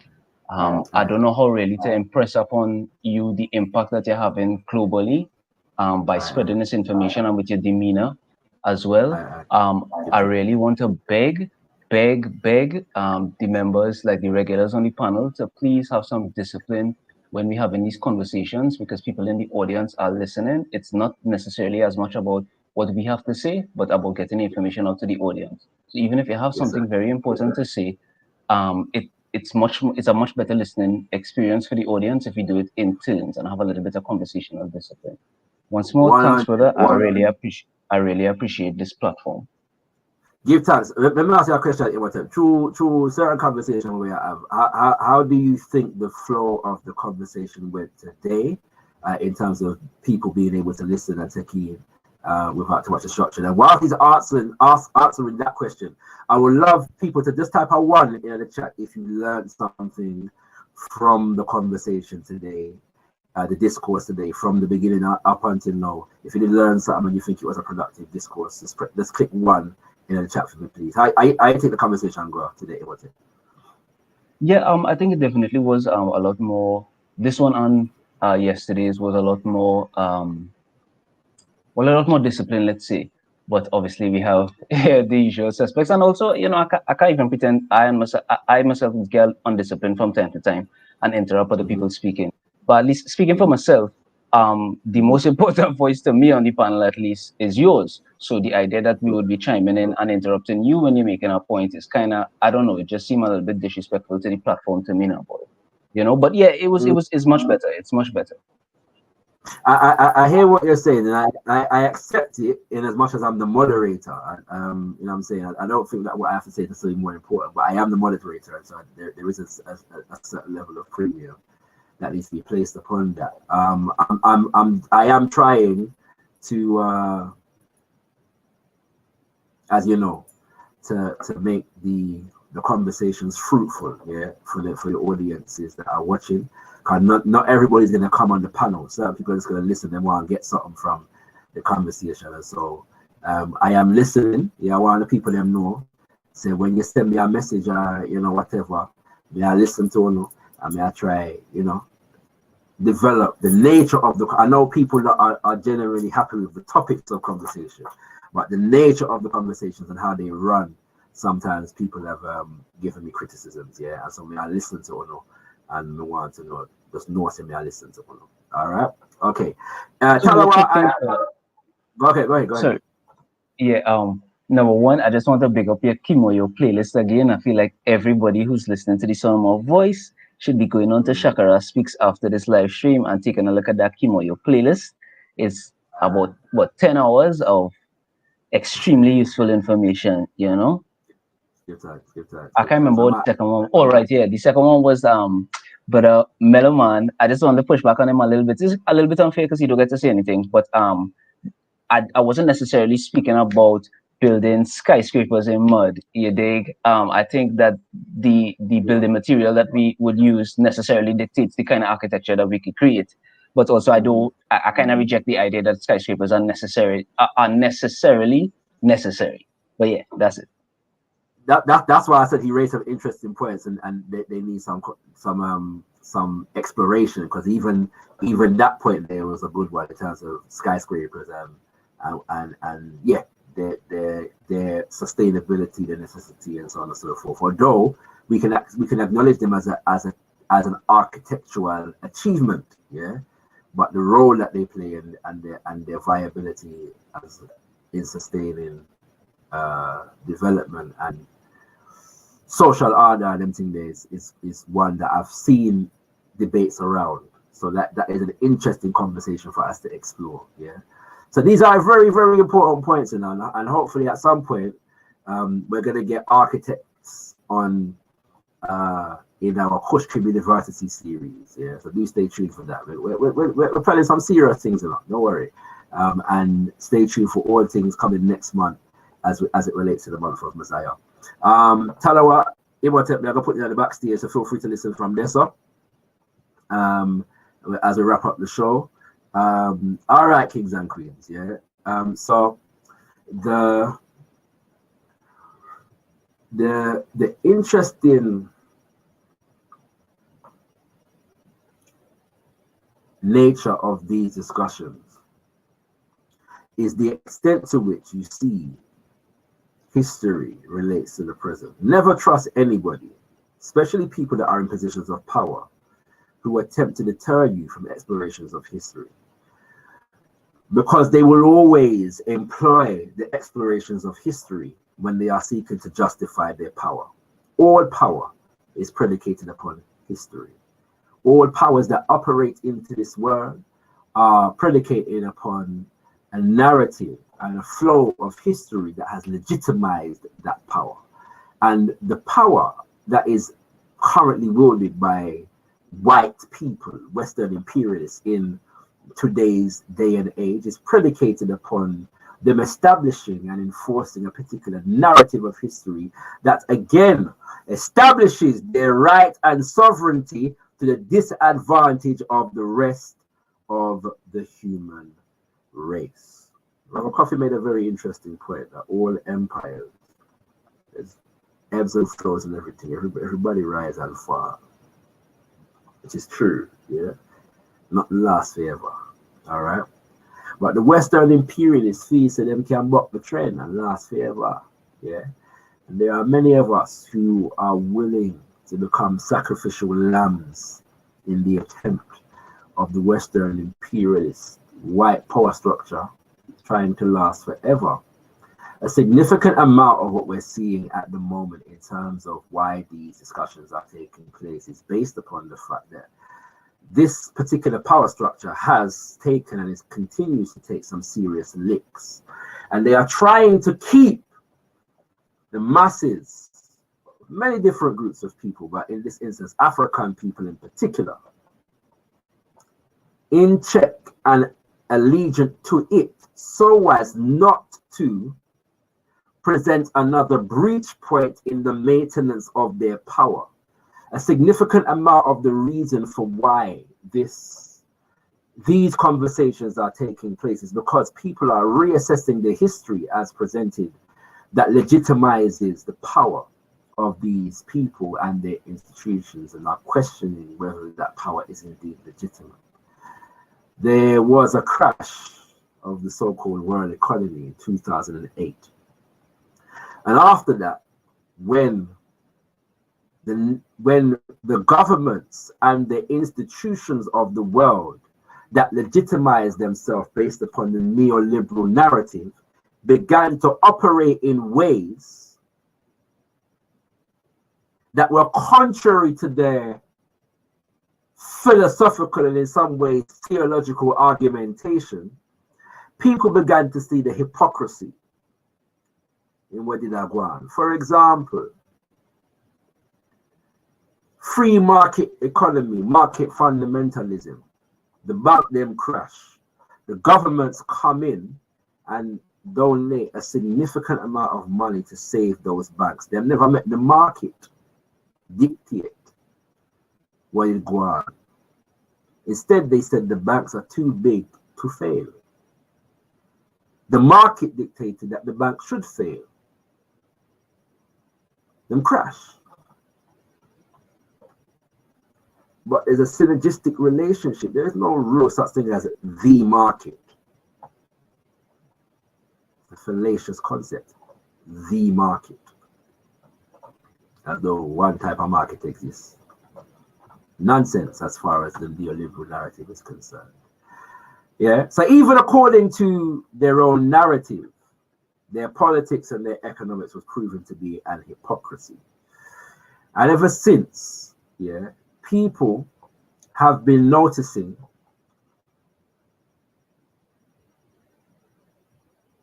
the hypocrisy and realizing the illegitimacy of these power structures. As far as Africans are concerned, one example, there's two significant examples. One is the extent to which Africans have been galvanized around the land issue in places like Zimbabwe and South Africa and Namibia, Southern Africa. And two is the extent to which Africans that were formerly colonized by France have been rising up against the neo-colonial power structure as it relates to the so-called CFA franc, the franc CFA. And the extent to which Africans are recognizing the neo-colonial structures and the extent to which they still exude and impose power to our detriment. Yeah.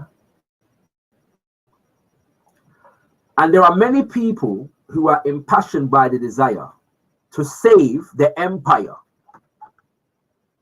from those who will attack it, to save the empire from those who the empire colonizes. And unfortunately, many Africans have become so self-identified with the empire that we define our own development according to the empire. When the empire suffer, we are suffer. When the empire develop, we are developed. We sick, boss. We sick, master. We sick. Yeah. And so they recognize that the retelling of this story and the delegitimization of Western exceptionalism, you know, this magic that them said them did have, that suddenly, you know, some fairy dust, yeah, did come down from some ether, yeah, and sprinkle itself all over America and Britain, and them they just have some special sauce, yeah, to make certain things go on. There's no special sauce, yeah, you know what I mean, yeah. People are beginning to see the foolishness in that narrative, yeah, and so the idea, as we get back to the original topic and presentation that was given by the People's Professor, Reverend Walker, that the ingenuity of African people, yeah, contributed significantly to the development of the West, not just the labor, but the ingenuity. And African ingenuity was misappropriated by the West in ways to which they benefited at our expense, not just our labor, but our ingenuity was misappropriated to their benefit at our expense. It delegitimizes the fairy tale about enlightenment and liberalism.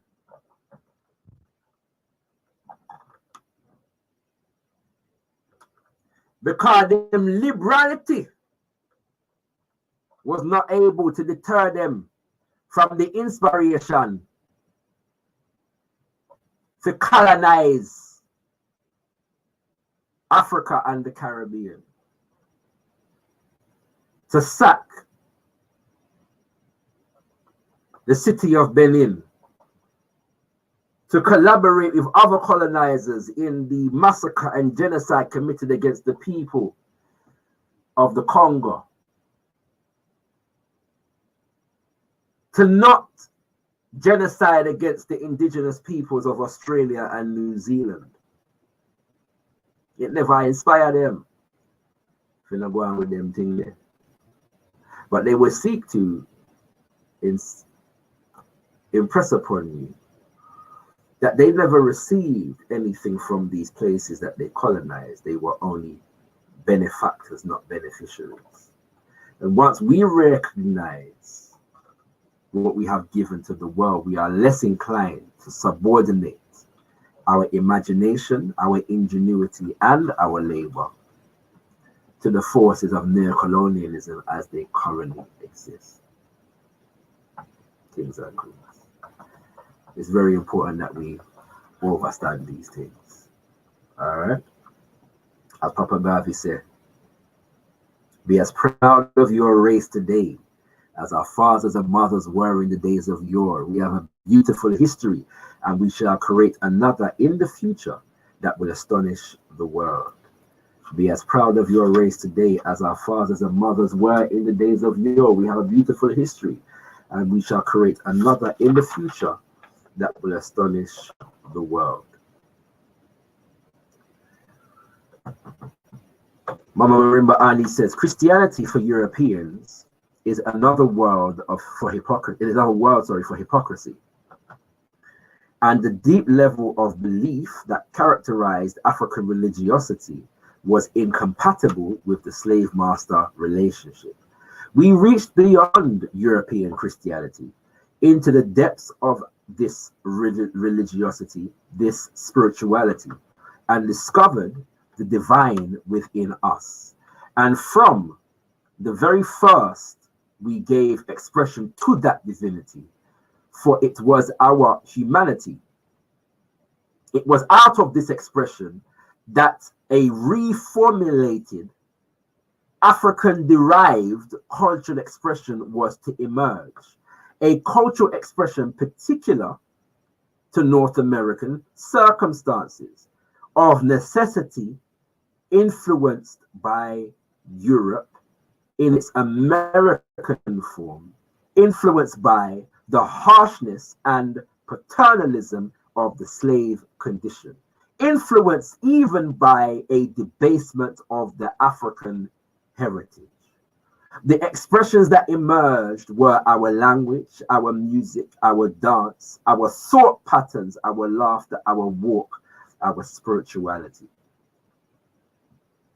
These were the vehicles through which the African ethos expressed itself in America, and I might add, throughout the Americas.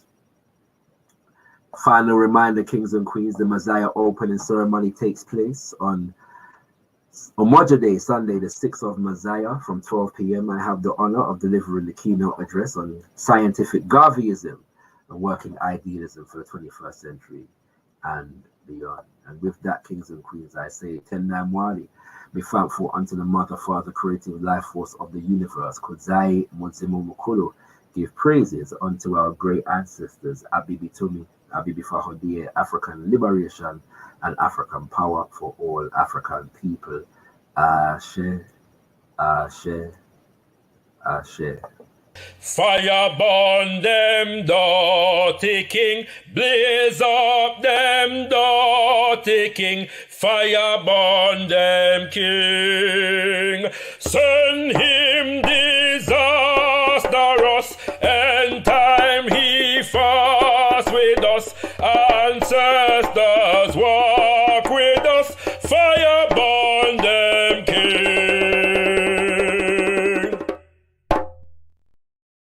Mina bakabusi nengre me fele sama. Mina bakabusi nengre mine pele obiama. Mina bakabusi nengre me fele sama.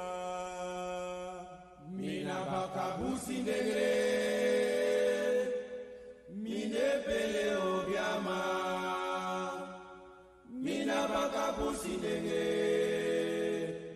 me fele sama. Mina bakabusi nengre mine pele obiama.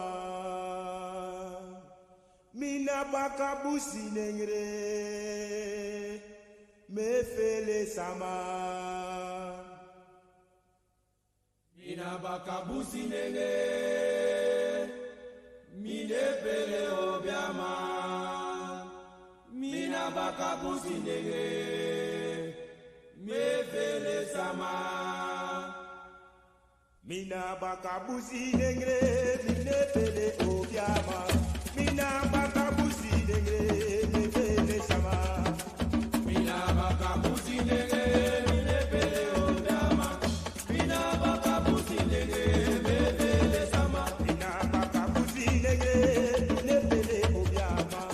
Mina bakabusi nengre me fele sama. Mina bakabusi nengre mine pele obiama. Mina bakabusi nengre me fele sama. Mina bakabusi nengre mine pele obiama. Mina bakabusi nengre me fele sama. Mina bakabusi nengre mine pele obiama. Mina bakabusi nengre me fele sama. Mina bakabusi nengre mine pele obiama. Mina bakabusi nengre me fele sama. Mina bakabusi nengre mine pele obiama. Mina bakabusi nengre me fele sama. Ayo me fele sama. Me fele sama. Mama me fele sama. Me fele sama. Isa me fele sama. Me fele sama. Ay mama me fele sama. Me fele sama. Brother me fele sama. Me fele sama. Me fele sama. Me fele sama. Me fele sama. Me fele sama. Me fele sama. Mina bakabusi nengre mine pele obiama. Mina bakabusi nengre me fele sama. Mina bakabusi nengre mine pele obiama. Mina bakabusi nengre me fele sama. Mina bakabusi nengre mine pele obiama. Mina bakabusi nengre me fele sama. Mina bakabusi nengre mine pele obiama. Mina bakabusi